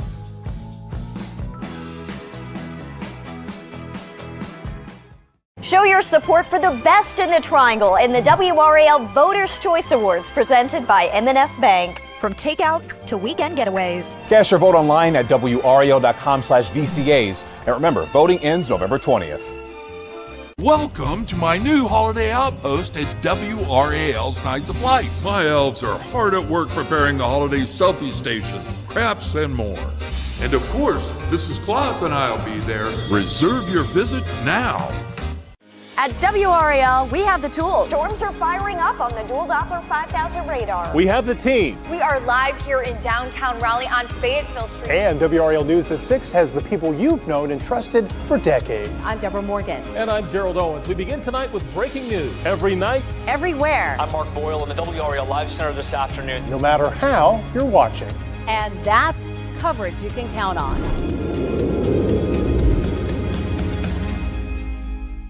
When you see a WRAL certified accurate forecast, you know it's been verified by the largest team of meteorologists with the most powerful tools in North Carolina. We personally write every alert and send them directly to you so that you'll always know when severe weather is at your doorstep. Tracking severe weather or everyday weather, no matter where or how you watch. Always local, always live, always protecting what matters to you. And that's coverage you can count on. Welcome back to the High School OT Live postgame show. I'm Nick Stevens here in Raleigh. It has been a busy night of high school football across the state of North Carolina. The third round in the books. We're moving on to the fourth round next Friday night on Black Friday. I want to bring in Brennan Doherty real quick. Brennan, we're kind of running light or heavy on the show right now. So real quick, tell us the biggest games of note that happened tonight in terms of upsets or big wins. Well, I think Rolesville over Wake Forest, maybe not that big of an upset, but just obviously two rivals playing each other, and Rolesville ending that game on a 21-0 run when Wake Forest was winning 28-21 in the second half. Obviously, that was a big turn of events and a strong finish for Rolesville. You know, I still go back and talk a lot about that New Bern-Jordan game where New Bern just very narrowly avoided the upset as the 2 seed against 23 seed Jordan, winning by 5 points, 38-33. But in terms of drama, you look at that Kings Mountain West Charlotte game, that was almost a big upset. West Charlotte, obviously, they play in a split conference, 3A, 4A, so they face some really tough teams throughout the season. They were winning 19-7 as the 8 seed at number 1 seed Kings Mountain. But credit to Kings Mountain, they really closed strong and ended up winning that game 22-19. So they avoided the upset there. Eastern Guilford at West Henderson in 3A. That was a 23 seed winning over a 2 seed. Wes Henderson really dominant throughout the season. So for Eastern Guilford to go on there and to, I think the final score in that game was 35-17. Really just a dominant performance by them on the road. So hats off to Eastern Guilford. In terms of drama, you just look at that Triton-Jacksonville game in 3A East, with Triton coming out on top 37-35. Two teams with really high low seeds, I guess I should say, depending on how you look at it. Triton, the 28 seed, playing at 20 seed Jacksonville. Really great postseason run by Triton to still be alive at this point. Knocked off CB Aycock and Hunt in their first two games. And look, they're facing a Jacksonville team that really earned their right to be there. I mean, Jacksonville won at Havelock. That's no easy task at all. That sets up, obviously it only gets tougher for Triton. They'll have to go to Northern Nash, the 1 seed in 3A East next week. But obviously that's a great storyline. We were talking about it earlier. But for Triton to be alive in the 4th round, that's really interesting. Absolutely. And you mentioned that Rolesville win over Wake Forest. I'm actually talking with Tamarcus Cooley right now, trying to get him and a couple others on the show to talk about that one here shortly. So hopefully we'll be able to make that happen. All right, Brennan, we appreciate it. We will get back to you a little bit later. We want to go to the 1A East playoffs, though, and bring in Jonathan Bim of the Pilot. Northmore, the 2 seed, they get a big win tonight over Perquimans. That was a 42-26 final. Jonathan, how did that all go down at Northmore tonight? And do you have cell phone service now? Yes, I do. Yeah, that was the thing. I told you I was going to be a little late. I was trying to get back in cell phone service range. I know for people who don't know, there is no cell phone service within 5 miles from Northmore. Yeah, which we're glad. I heard the county commissioners back a couple weeks ago said they're going to approve for a cell phone tower up there. That would be great. That would be great to have. That would be great. Yeah, so nobody gets lost when they come visit Northmore. But the playoffs are all about handling adversity, and Northmore handled the adversity. They turned the ball over 3 times there, first and second quarter. It was a 21-0 ball game early on in the second quarter, and it was like Northmore's going to run away with this thing. And just a couple turnovers changed the complexity of the game. It was just a wild finish for Northmore because it was Perquimans scored a touchdown there coming out of the half, so it was 21-12. But 2 defensive scores from Northmore played a big part in the second half. I got a third quarter. Parker King, senior linebacker, had a 25-yard pick six. Really changed things for Northmore, got things going. I asked him after the game, I was like, him and Elliott Furr had another touchdown. He had a 90-yard fumble recovery, which really was the exclamation point after the ball game was sort of out of reach. I asked both of them, I said, what did it mean to sort of be a wake-up call for the offense? Because between those 2 scores, Northmore did have a rushing touchdown. And they said, we know that our job is just to stop the other team. Yeah, the offense isn't going to score every time. They like for it to, but it's not going to happen. But the defense, which up until a couple weeks ago, when Mount Airy sort of surpassed them, had been the lowest scoring team in the 1A football. So that was something they sort of been hanging their hat on. The defense came through for Northmore in the win. You kind of mentioned the offensive output that we're used to seeing from Northmore. After last week, the 13-12 win over Pender, how happy were they to see the 42-point performance tonight in the 3rd round against this Perquimans team? Yeah, I mean, I think there was 3 turnovers in about probably a 7 or 8 play process span there for Northmore. So they weren't really happy with that because they like to hold on to the ball, eat clock. They rushed for 347 yards. They didn't pass the ball once. So it's typical Northmore football. But they were pretty pleased with how they were able to control the line of scrimmage against Perquimans. Perquimans did well. They adjusted after that 21-0 hole. I was really impressed with their offense. They spread the ball out. They got the ball to their players in space, and it just was something that you didn't really see. So this Braylon Knapp guy, the sophomore quarterback, he is a stud. I mean, just could throw the ball well. He had a really good connection with Kirk Brown Jr. All night. I think Kirk Brown had it at the half. I think I had him for 130 yards. Northmore sort of keyed on a little bit, didn't get as much in the second half, but just what Knapp was able to do with his legs throwing the ball. Perquimans obviously comes into the playoffs with 2 wins before they get their first 2 wins in the first 2 rounds of the playoffs, but then they've been a real a juggernaut. I mean, I think they're definitely a team with a lot of young talent. The future's bright for them. I'm going to bring up the 1A playoff brackets. You see Northmore advancing to the fourth round. They will take on the 3 seed Rosewood. It'll be a home game for Northmore. Rosewood beat Hopton tonight, 28-14, the final score there. Jonathan, what do you see in this fourth round matchup with Rosewood? And I want to add to that, what is the significance of this fourth round run for Northmore? What in the past, what has the playoff history looked like for that program? Okay. Yeah, I really buried the lead. I should have mentioned that this is the first time Northmore football has played in the fourth round of the playoffs anytime. I mean, they practiced on Thanksgiving in 1989. The playoffs were a little condensed, but this is the first time Northmore has played football in the fourth round of the state playoffs ever. So this was a big hump. They wanted to get – Perquimans had never reached the fourth round as well, so something was going to give in this game. But talking with the guys, they sort of already were looking ahead at Rosewood. Now they can turn their attention to them. And this game was a real good test for these guys to sort of get a feel for playing a spread team, taking on a team that's going to throw the ball, get the ball out in space where their athletes can work. So I think this was a real good test for the guys, handling adversity and just really just trying to figure out how to defend the spread. And tell us what kind of coverage you guys have coming up this weekend and next week for Northmore. Yeah, so obviously the gamer tonight, I'll have it up sometime here in the next hour and a half or so. So that'll be exciting to see what I can piece together for that. I mean, my mind's sitting here racing. I'm trying to think of like 8 different leads to how to go with this game story. Just more Northmore coverage. I think there's a lot that says this is basically a generational team. Northmore has been without football success for about 20 years. So this is sort of, I think it's something where I can check back with some of these guys and work on a story about how their dads or their uncles might have played on some of these teams in the 90s and the late 80s that really were prominent for Northmore football and how it sort of carried on now this generation.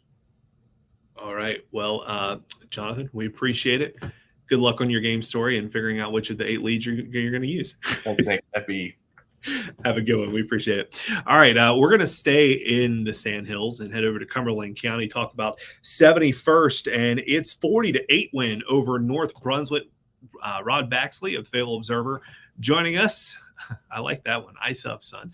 The 6 seed North Brunswick on the road at the 3 seed 71st. And again, 71st, a convincing win tonight. This looks like a 71st team that could really win a few more games. Yeah, man. It's just a continued death by 1,000 cuts when you play these guys, because you know what they're going to do. It's no secret. It's going to be a heavy ground game. And it's me against you. We're going to try to run over you and overpower you. And so far, so good for 71st, man. I mean, tonight, it was kind of a ho-hum first half, 16-8 at halftime. But then the second half, you could see 71st starting to overwhelm North Brunswick, 24-0 in the second half. And it's been the same story throughout the year. Anthony Quinn Jr., Jaden Shotwell, DeAndre Nance at quarterback. Each of those guys rush for 100 yards, and then the defense gets 2 takeaways, only allows 1 score. So these Falcons, man, they just keep doing what they do, and it frustrates teams because it's simple, but it's just so effective week in and week out. When you look at the bracket that we still have, I'm trying to get it pulled up here, and I'm not able to for some reason, but they're going to be hosting Terry Sanford next week, a Cumberland County matchup. Terry Sanford went on the road and got a 27-17 win over Eastern Alamance tonight.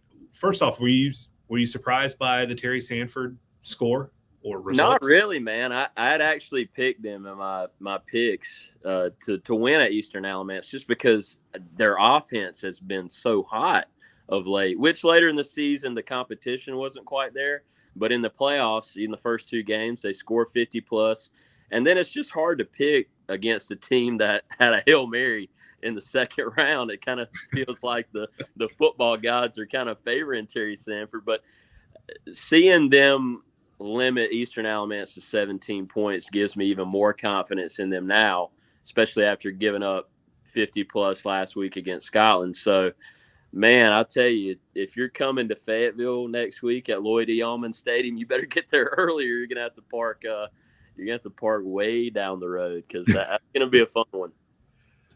Bring up the bracket now. I can actually pull it up. So the 7 seed Terry Sanford on the road at 3 seed 71st.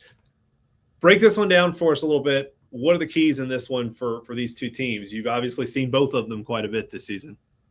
Yeah, I think it really it's kind of a cliche, old football cliche, but it starts in the trenches. 71st is so dominant at the point of attack.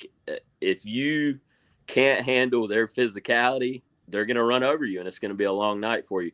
But I do think Terry Sanford has the type of offense and team that can give 71st trouble because of how well they pass the ball, how many points they put up. Then again, Terry Sanford hasn't played a team with the physicality of 71st or a team that can control the clock and overpower you like 71st. So this will easily be the toughest game for me to pick because both teams kind of have their strengths that are weaknesses for the other. I don't know. It's going to be weird, but right now I'm leaning 71st because they're at home, and I just love their ability to run the ball and what their defense has done week in and week out. But like I said, Terry Sanford, their offense has been overwhelming for opponents. And then now the defense only giving up 17 points tonight and getting a couple of takeaways. They're going to have even more confidence coming in next week. So when you get two Fayetteville teams together, you never know what's going to happen because the emotions are going to be even more enhanced, that you're going to see the crowds on each side. So I'm not sure what to expect, especially from high school kids, but I know for sure it's going to be a fun night for everybody that comes out. And I imagine y'all got some big coverage coming next week with that game on the schedule. Yeah, man. I mean, even tonight, I'm going to focus my gamer mainly on that matchup, just kind of a taste before we get into the heavy hitter preview stuff with the keys to the game, what to expect, and then my prediction or bulletin board material for one of the teams. So, yeah, we'll have plenty of Thanksgiving week coverage for those guys, man. And it's always a blast talking to the kids ahead of big-time matchups featuring Fayetteville teams. All right. Well, Rod Baxley, we appreciate it. I think I just cut you off. There you are. We appreciate the time. Oh, you're good, and enjoy the game next week, and good luck on your pick. I hope they don't give you too hard. No, always in good fun, man. That's why you do it. Do it for the kids. But I appreciate it, man. Have a good one. Have a good weekend. We appreciate it. All right. We are going to take one quick break. When we come back, we're going to hear from J. Mike Blake. He is covering a different kind of football. The soccer state championships are tonight. We had the 2A state championship this evening, and a little bit of excitement in that one. So we'll get right to J. Mike as soon as we come back from this break. Do you have the Breeze Through VIP Rewards app? For every dollar spent in-store and for every gallon pumped at a Breeze Through location, you can earn points to trade for a variety of your favorite snacks and beverages, or for savings at the pump. Don't forget the member deals, only available to VIP members. Download the app on the App Store or get it on Google Play and start earning rewards today.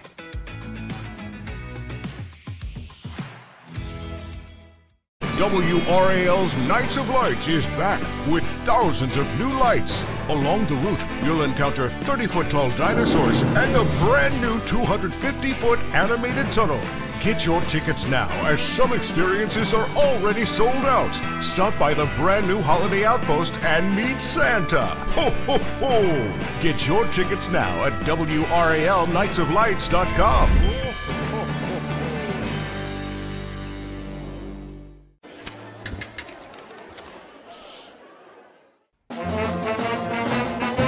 Hey, conductor, how about something new? You played this last year.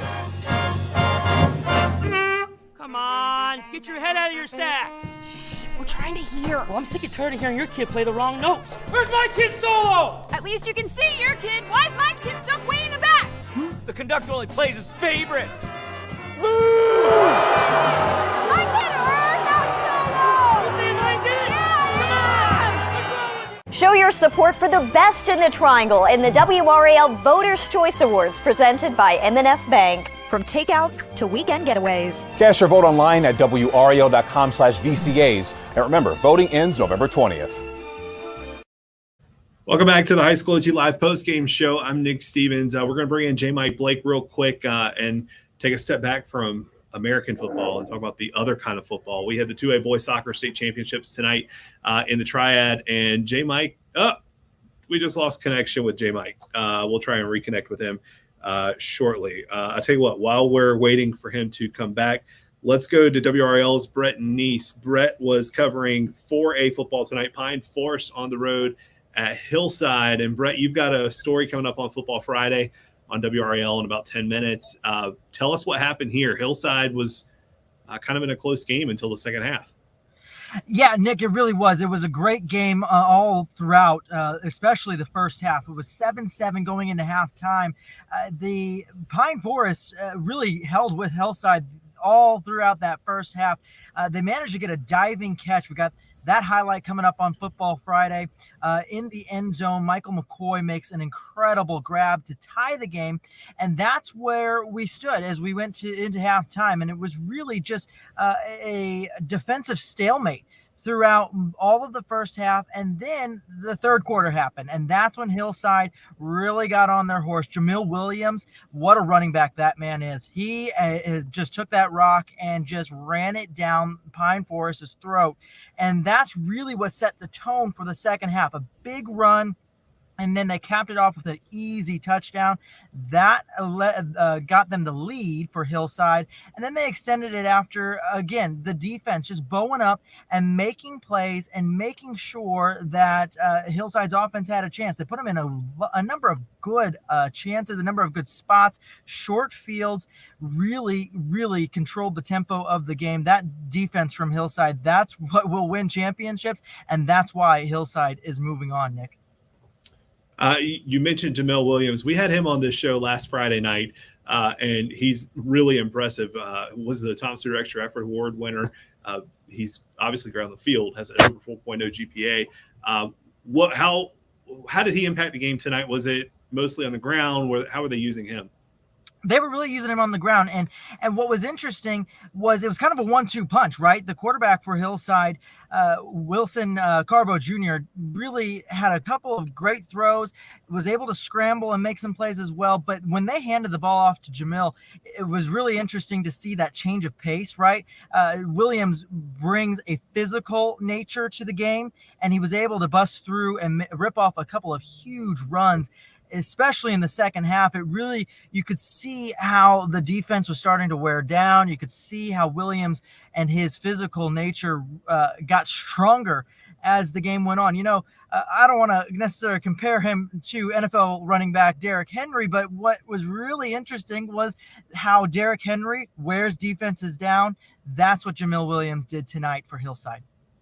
All right, Brett Neese, his story will be on Football Friday, which starts in about 10 minutes on WRAL, also streaming here on High School OT. Appreciate it, Brett.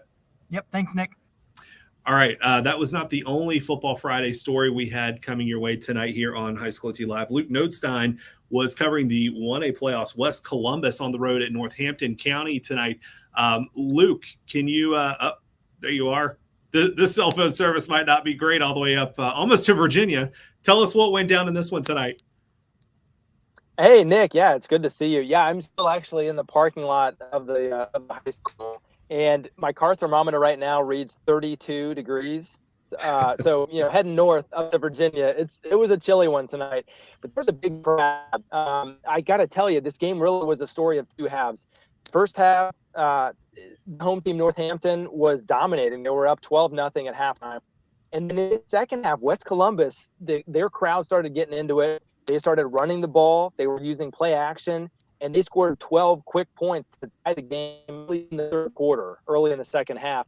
It went back and forth. The game was tied at 18, and it was looking like West Columbus, the visiting team, had the momentum going. But then you just sort of felt Anthony Harding, the quarterback for Northampton, just took over the game. I mean, he started using his legs. He started throwing the ball, and it just kind of wore down the West Columbus team. And in the end, the home team prevailed. It was quite a game. Big crowd on hand tonight. I'm still kind of regaining my fingers from shooting shot the entire game. But this is a fun one. This is what the high school football playoffs are all about. And this was a fun game to be at for sure, with lots of changes in momentum tonight. And now Northampton is going to go on the road to face the 1 seed Tarboro in the fourth round. Have you seen Tarboro at all this season? That should be a really interesting matchup. I don't know if you've seen them though. Yeah, so I did shoot one of Tarborough's games this year, and their style of play, I think, makes a pretty interesting matchup with Northampton because Tarboro is athletic, they're physical. Northampton is the same. I think that's going to be a really good matchup. But I can tell you, it's Anthony Harding for Northampton. He ran over some people tonight, and when he like made contact, it just sounded different than when other players were, hitting each other. He's big, he's physical. I think Tarboro's going to have their hands full with trying to slow him down in this offense. But I'm excited for that game. I kind of hope I get to cover that because I think that could be an offensive shootout. And Tarboro is not quite all the way to Virginia, so that'll be a shorter night for you. All right, Luke Notestein, you see his story coming up next on Football Friday on WRAL. We appreciate it, Luke. Have a safe trip back. All right. Thanks, Nick. Have a good one. All right, we are going to go one more football game, then to the soccer game. Hopefully we can get our connection restored with J. Mike Blake. But we want to go back to the 4A West and talk to Joe Serrera of the Greensboro News and Record. Joe, you were at Grimsley tonight, the 1 seed, surviving Independence. A good game out there, but Grimsley holds on to win 44-36. Tell us how that went down. Well, early in the game, Independence took advantage of an interception, scores early, goes up 7-0, and Grimsley looked a little nervous, and the kickoff comes down to Terrell Anderson at the 5. He sort of jogs up towards his blocking, sees a middle return hole. 95 yards later, he's in the end zone. He just kicked it into another gear. Grimsley with some big plays in the first half. In addition to that one, a 59-yard touchdown run by the quarterback Ryan Stevens on a keeper, a 68-yard touchdown pass from Stevens to Terrell Anderson again, who's really stepping it up in the playoffs. And it's 28-14 Grimsley at halftime, 3 touchdowns at 59 yards or longer, a lot of big plays. And Independence looked a little shaky, looked like they were a little bit on the ropes. Grimsley comes out, gets a second half kickoff, 13 plays, 80 yards, and they're up 3 scores. And I certainly thought at that point that's pretty much it. And I think a lot of the people in the stands did, but Independence didn't think that. And they kept coming back, made it a game. Grimsley didn't hit the big plays in the second half. Independence did a good job of closing that. And Independence had the ball down 8 in the fourth quarter late and got to the Grimsley 17. And a couple of penalties backed them up. Grimsley held and ran out the clock. But the thing that was impressive with Grimsley in the second half was when they needed to, they were able to lean on their running game, on their offensive line, and 2 running backs, Mitchell Summers and Jacarian Maynard, who are both, I'm not a tall guy, and they're both a good bit smaller than me. They both ran like men, low pad level. Guys were bouncing off them. Summers has done that a number of times this season, and that was the game. And the unfortunate thing from my standpoint is I also rep the Winston-Salem Journal, and we were dreaming of a Grimsley East Forsyth regional semifinal, and the Huff Huskies took care of that. And we won't get that matchup, but we'll see Huff here at Jameson Stadium next Friday. That should be a great game.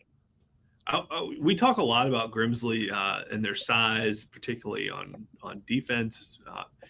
But this offense has put up 69, 42, and 44 points in the first 3 rounds of the playoffs. Are things just really clicking offensively for the Whirlies? Yeah, I think the fact that they can hit you a number of different ways really works well for them. They've got 2 future Division I receivers on the outside, Alex Taylor and Anderson, and they're both juniors. They're both 6'2", 6'3", can be physical, can go up and attack the football, high point it, and can run by you if you make a mistake on them. And then they've got the two smallish backs who run well behind their offensive line. And Ryan Stevens, who transferred in from Southeast Guilford this year, has been getting better and better and better. He got dinged up a little bit today and in the game, and it affected his throwing a little bit in the second half, but he's a great runner. He reads the game well. And you mentioned that defensive line when you've got Jamal Jarrett. He had 3 sacks in the first half. I think he'd had 1.5 all year because of the role they asked him to play to tie up blockers. Well, he was a man in the first half. 3 sacks, multiple tackles for losses. You saw in the first half tonight what Georgia sees. But Justin Little for Independence, their sophomore quarterback, he made plays to keep them in the game. He made 2 really big touchdown throws of about 29, 30 yards to back corners of the end zone, hitting Sincere McIntyre, one of the receivers. And this Independence team has some young talent, and they could be a force next year with DJ McFadden coaching them up. One more quick question for you. Yeah. Huff They're going to be playing Grimsley in Greensboro next week in the 4th round. Now, Huff beat East Forsyth tonight 17-7. That's an East Forsyth team that has put up 49 and 42 points in the first 2 rounds of the playoffs. How do we see this matchup shaping up with Grimsley? Do you think this is a Huff team that defensively will be able to hang with them? I do. If you hold East Forsyth to 7 points, you're doing something right now.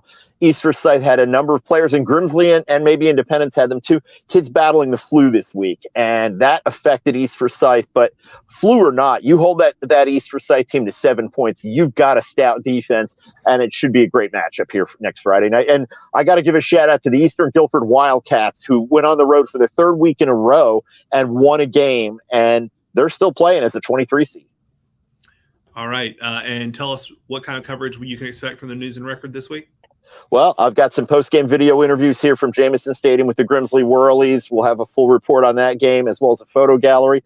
On the Winston-Salem Journal side, we had coverage of East Forsyth and Huff, photos and story. And we'll also have a report on Northwest Guilford at Matthews Weddington, a tough loss for Northwest. But thanks for giving me a chance to promote and shout out. Yes, sir. Thank you, Joe. Have a safe trip back. Thanks. All right, we're going to bring in J. Mike Blake now, see if we can get that connection reestablished. J. Mike, there he is, sitting outside in the cold. He's been covering soccer state championships tonight, and you saw a fun, exciting end to the 2A soccer state 2A soccer season. Yeah, pretty good. And now I'm inside. I'm actually in the sheets here in Brown Summit, so not too far from the stadium. But yeah, tonight, Owen, the War Horses defeating Clinton, the Dark Horses. Either way, we had horses were going to come out on top here. Owen winning the title. It was 1-1 after regulation and all the overtimes, and then in PKs, Owen wins it 4-3. Clinton missing the first one, and then their last attempt got saved, and then Owen just puts it away for the 4-3 advantage. It's their first time in the state soccer title, and they win their first state soccer title championship. And we will have full coverage of that on High School OT. We've already got some of that up right now. More to come. And we've got 3 more soccer games tomorrow. Yeah, going to be some great, really excited for all 3 matchups tomorrow. Rosewood versus Christ the King in 1A. Christ the King probably, if there is such a thing as being heavily favored in high school soccer, they would be. This is their 3rd time in the 1A title in the last 4 years. Rosewood has a guy on their team with 58 assists, which is number 1 in state history. And they knocked off a Voyager Academy team that denied them in last year's East Regional Final. So so they are improved. And then, of course, there's always a storyline of can a 1A traditional public school win in the soccer title.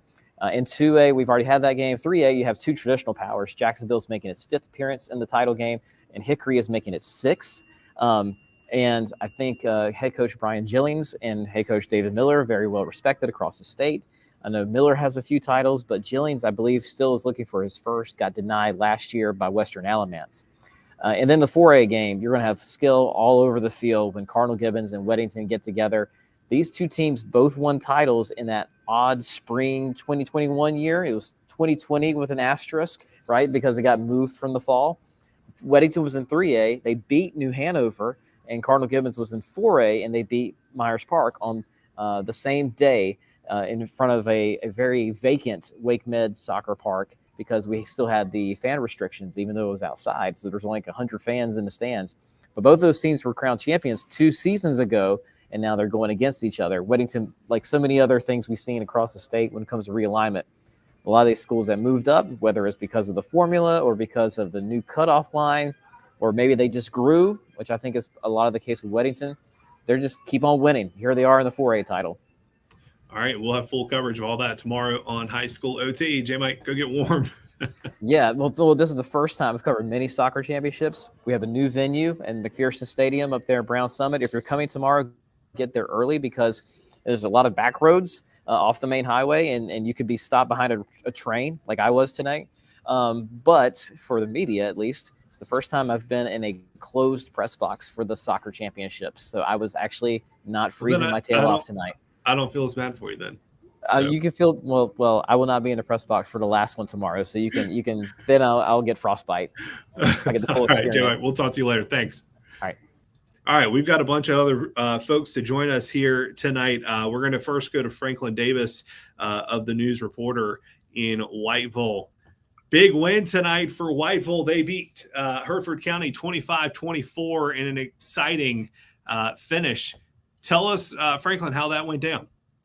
Nick, you may have heard the explosion when the winning points were scored. It may have registered on the Richter scale.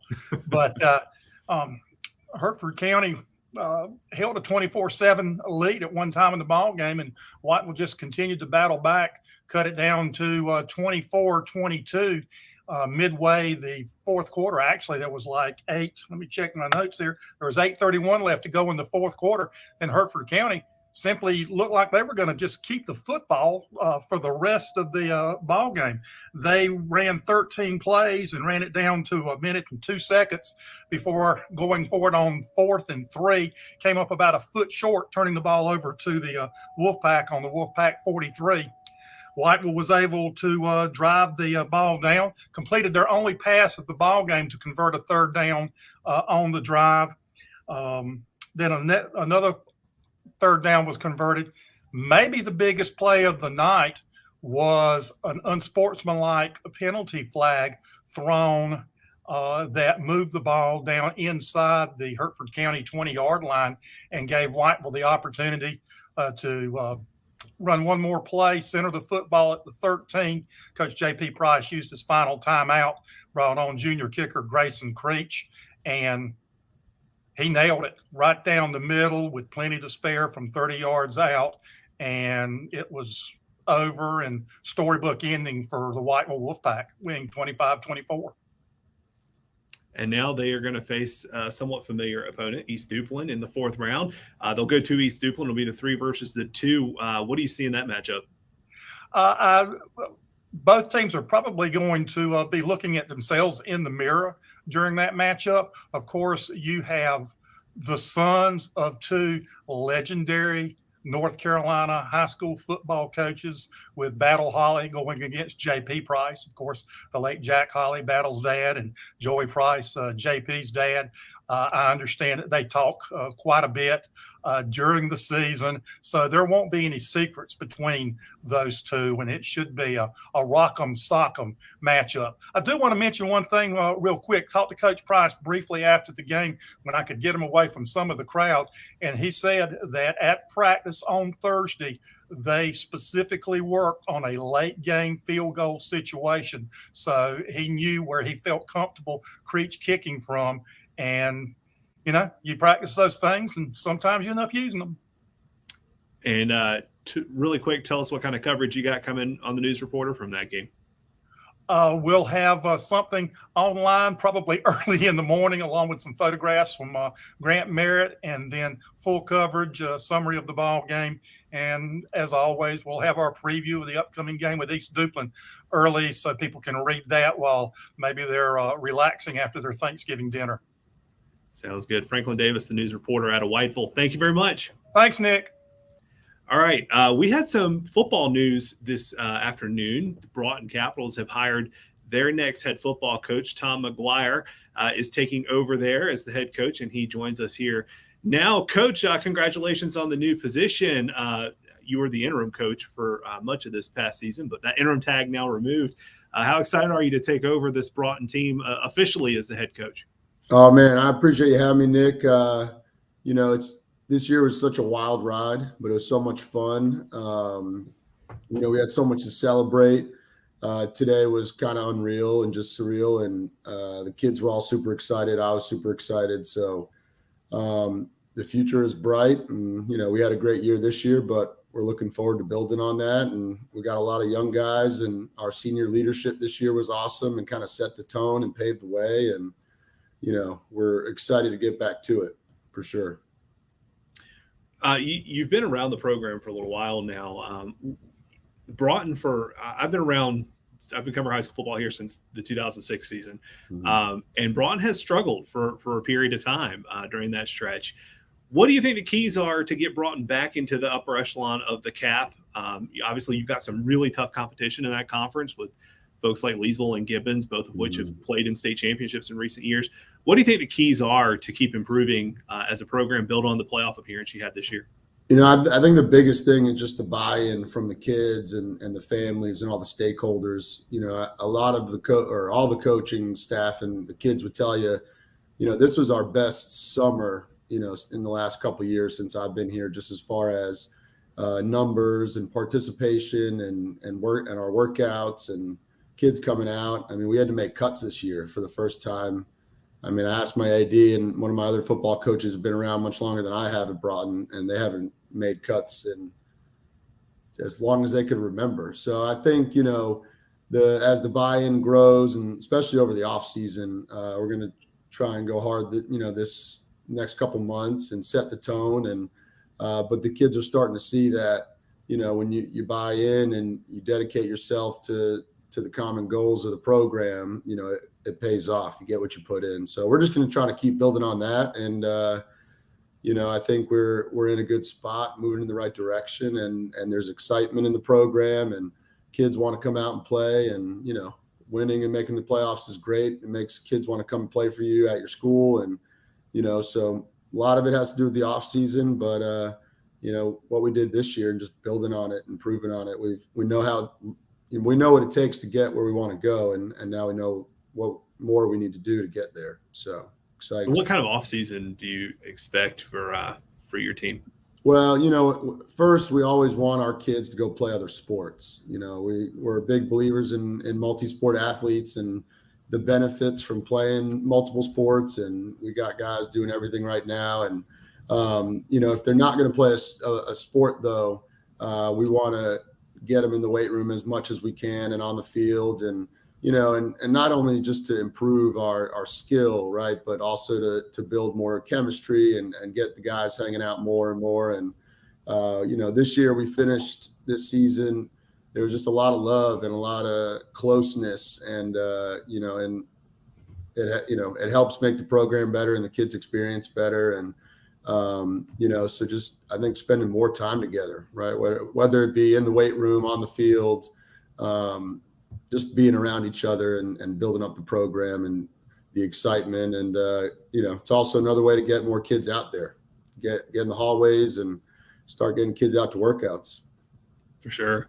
How big of an advantage do you think it is for you coming in here, having been an assistant on the team, having been the interim coach here this for much of this season, and now coming in as the head coach, that continuity for the program, for the team, for the players, how important is that? I'll tell anyone and everyone, like, the most special thing about this whole this ride, being in this community, the Broughton community, the Oberlin community, my seniors this year, I've taught and coached those kids since they've been in sixth grade. I basically followed them from Oberlin where I was coaching and serving as the athletic director. They left, and then I left to go to Broughton.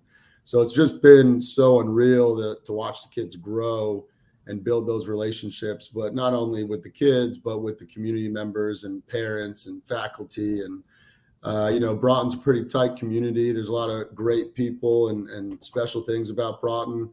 So I think it makes my life a lot easier being ingrained and, having a lot of support from people in the community. All right. New Broughton coach Tom McGuire. Congratulations again on the position, and good luck this offseason. Look forward to seeing y'all next fall. Thanks, Nick. Appreciate you having me, man. Yes, sir. All right. You can read more about Coach Tom McGuire's hiring right now on highschoolot.com. All right. We had a big game in Wake County tonight. Rollsville comes back and beats Wake Forest on the road to advance to the fourth round of the state playoffs. And joining us now on High School OT Live postgame show is Rollsville senior Tamarcus Cooley, who I see is getting his hair fixed just right for this right now. Bring him in now. Tamarcus, congratulations on the win tonight. I should have mentioned NC State commit Tamarcus Cooley too. How does it feel? It felt good beating Wake Forest. I was at Knightdale for 3 years, and I never beat Wake Forest. So it's really a blessing. And you guys had a chance to beat them in the regular season. Heartbreaker had a chance to get a game-winning drive right at the end of that one, and just came up just short.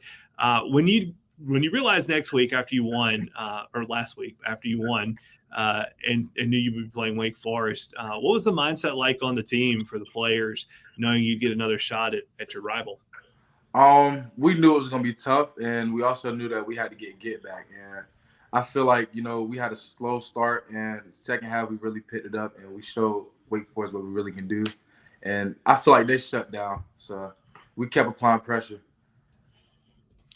For people who weren't with us earlier here, when we went through this game here on our post-game show, Wake Forest jumped out to a 21-7 lead at halftime, and then Rolesville really got back in it in the third quarter, 2 touchdowns in the third quarter, tied at 21-21. TeMarcus had the touchdown reception from Braden Atkinson that tied the game at 21-21. Wake Forest answered in the fourth quarter, went up 28-21, and then Noah Rogers returned the ensuing kickoff 90 yards for a touchdown. That tied at 28. Rolesville scored the next 2 touchdowns to take the win, 42-28. TeMarcus, let's just go back to when it was 21-7. What was the atmosphere like? What was the feeling like on the sideline and at halftime, knowing you were down 2 scores, and Wake Forest had all that momentum at that point? Well, we're a second half team, so I think we knew we was gonna come back, and it's really scary, being a second half team.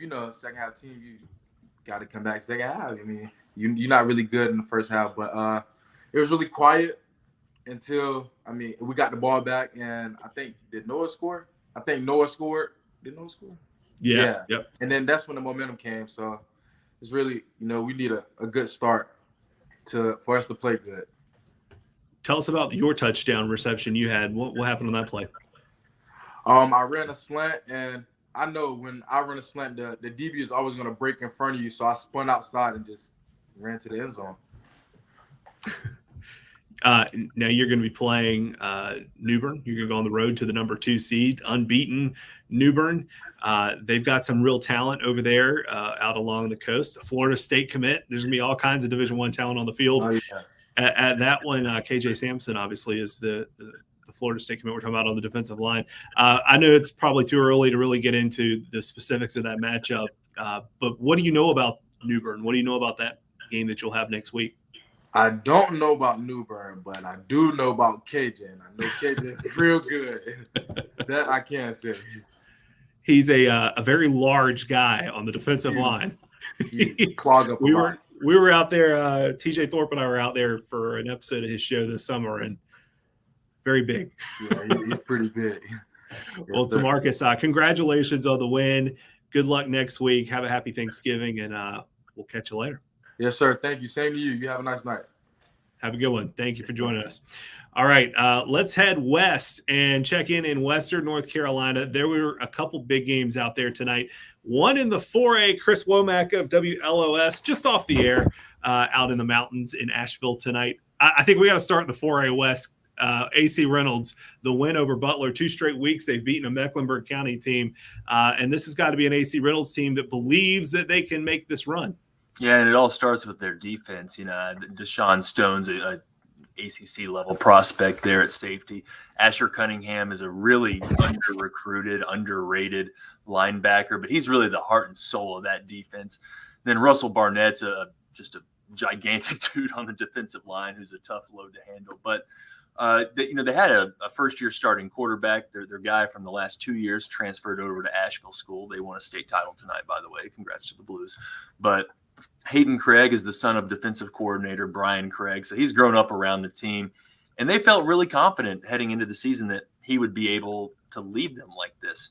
And then you add in Max Guest, who is probably one of the top sophomore running backs in the state, maybe even in the Southeast. There's a lot of people that are really high on him right now.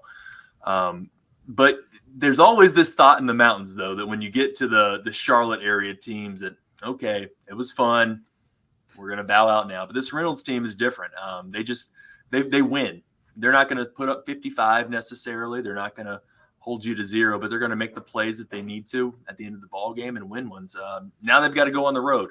And Weddington is probably the least popular team in Western North Carolina because they seem to just have the Mountain Athletic Conference team's numbers in every single sport, soccer, football, whatever. Weddington has always been a thorn in the side of the teams around here. So Reynolds will have a lot of support that they normally wouldn't have when they head up to see them next week.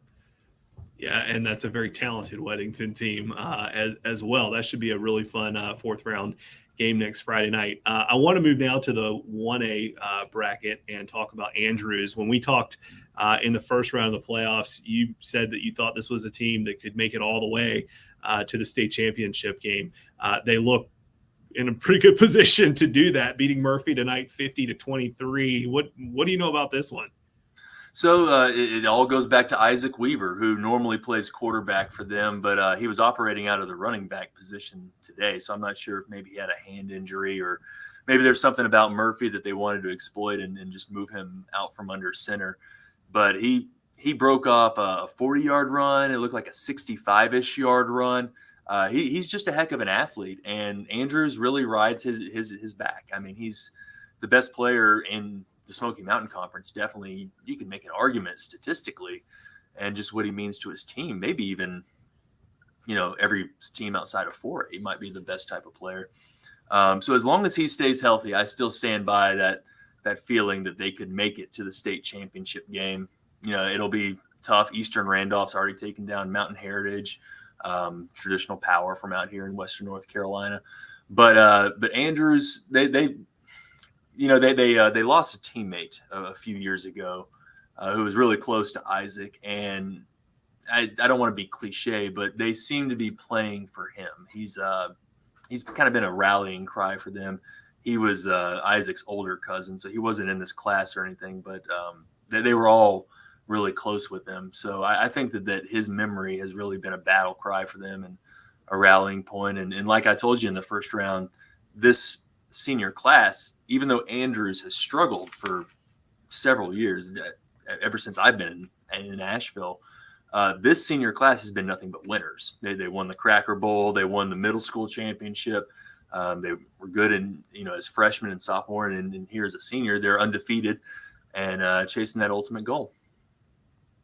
Tell us, for the folks in Western North Carolina, what you guys have planned next week.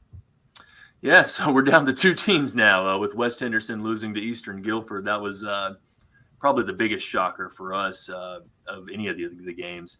You knew that Chase was going to have a tough time down at Reedsville. You knew Hayesville was going to have a tough time with Mount Airy. Robbinsville, I thought, might be able to spring that upset of Eastern. They came close. They came very close. And that shows you how strong this conference is. I mean, you think about it, they're the 3rd seed from the Smoky Mountain Conference. So that's why I feel so confident about Andrews. So really the only games that we'll have, I got to see if the management will allow me to send someone to Weddington, and then Andrews. Those are the 2 teams that we have left. So got to cover them to the fullest. Well, good luck. I know how those conversations go sometimes. Is there anybody out there, a friend, somebody with an iPhone, something, right? Yeah, just have the coach have a backup, shoot the game on their iPhone. Yeah. All right, Chris Woback at WLOS. Thanks, man. Have a good night. Thank you. You too. Thanks. All right, we're going to bring in Joe Hughes now of the Gaston Gazette and the Shelby Star. And Joe, you had an exciting one tonight. 21-20 South Point, the win over Crest. Tell us how that happened. Indeed. Crest went up 14-0 on 2 Natavius Husky touchdown passes in the first quarter, scored on their first 2 possessions. South Point came right back on their next 2 possessions, really ate the clock out in the second quarter. Cam Medlock with the first touchdown and Patrick Blee with the second touchdown. Crest retook the lead on their first possession of the third quarter on a Natavius Husky touchdown pass to A.J. Adams. The extra point was no good, which would come back to haunt them later as South Point came right back and punched it in with a Cam Medlock touchdown, and they got the extra point to make it 21-20. South Point had an opportunity to really put it away in the fourth quarter, but a fumble deep in Crest territory changed that equation. They were able to force a 3-and-out and get the ball back in plus territory, but were unable to do anything with it. And punted to Crest, and Crest took over at zone 13, drove all the way to the 1-yard line, and the drive halted. And oddly enough, it was Sullivan Absher who came up with the big play. Came in as a defensive lineman.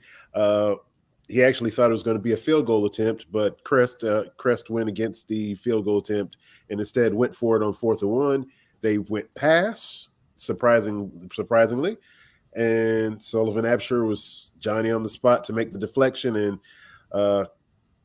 basically send Crest home with a loss, unfortunately, in South Point to a meeting with Eastern Guilford.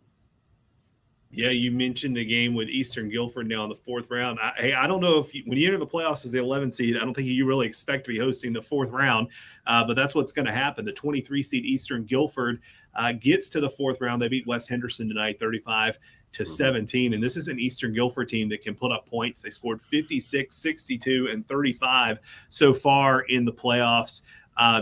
Joe, the South Point team, do you think they have enough in them offensively to keep up with a very high-powered Eastern Guilford team? And I say that after knowing that they put up 74 points on Dudley in the second round. That might have been a dumb question, but I'll let you make me sound smarter. It's not a dumb question at all, but Eastern Guilford will put up some points, but the thing is, South Point and Eastern Guilford, they know each other real well, and they saw each other last year, and that was actually a high-scoring affair last year. So I'm not one of these guys in the betting public, but if I were to be one of those guys, I would be saying close to somewhere in the area of 85, 90 points. It would not surprise me at all. Whew, that's a lot of points scored. All right. Tell us what kind of coverage we can expect from the Gaston Gazette and Shelby Star. Next week, we got a big one. Kings Mountain, which escaped tonight with a 22-19 win over West Charlotte. And then we have East Lincoln, 28-7 winners over Ledford. Both of them are undefeated. I'm looking forward to that football game. Yeah, that should be a fun one for sure. All right, Joe Hughes, we appreciate the time tonight. Have a good one. Thanks, man. All right, we're going to take our last break of the evening. When we come back, we will wrap things up here on the High School 2 Live post-game show. It made perfect sense. I come here every day because of the great customer service and friendly atmosphere. So I bought my Breeze Through Lifetime Refill Mug. For only $19.99, I got a stainless steel mug and get free refills forever. Or grab a regular refill mug for $9.99 and enjoy discounted refills every time you stop by. I couldn't imagine going anywhere else.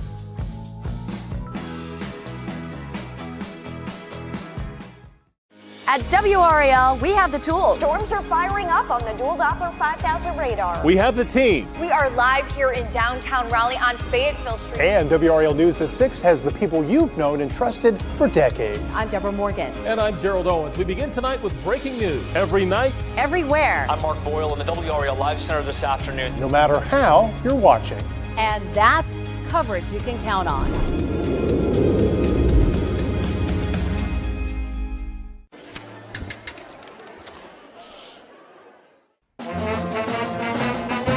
Hey, conductor, how about something new? You played this last year.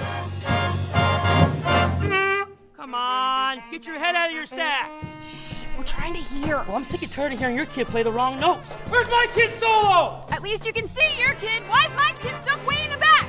The conductor only plays his favorite. I get her, not solo. You see if I did?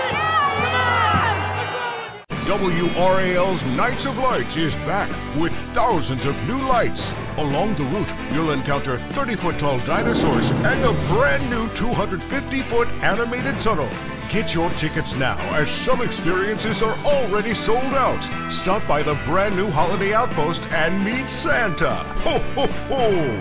Get your tickets now at WRALNightsofLights.com.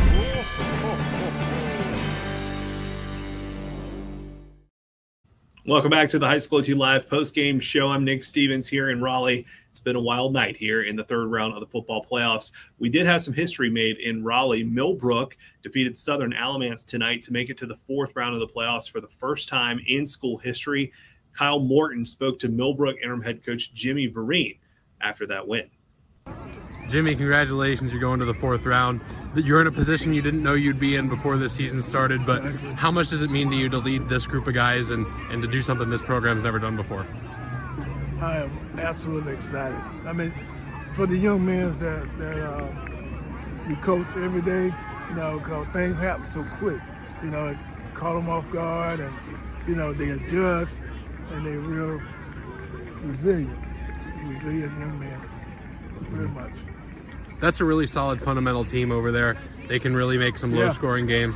How huge was it to have like a perfect start, 3 stops and 3 scores to go up 21-0 and not have to worry about them kind of winning an ugly game? Yeah, well, we was worried about the running attack. They're good linemen, and the backs ran hard, and all week long we just worked on it.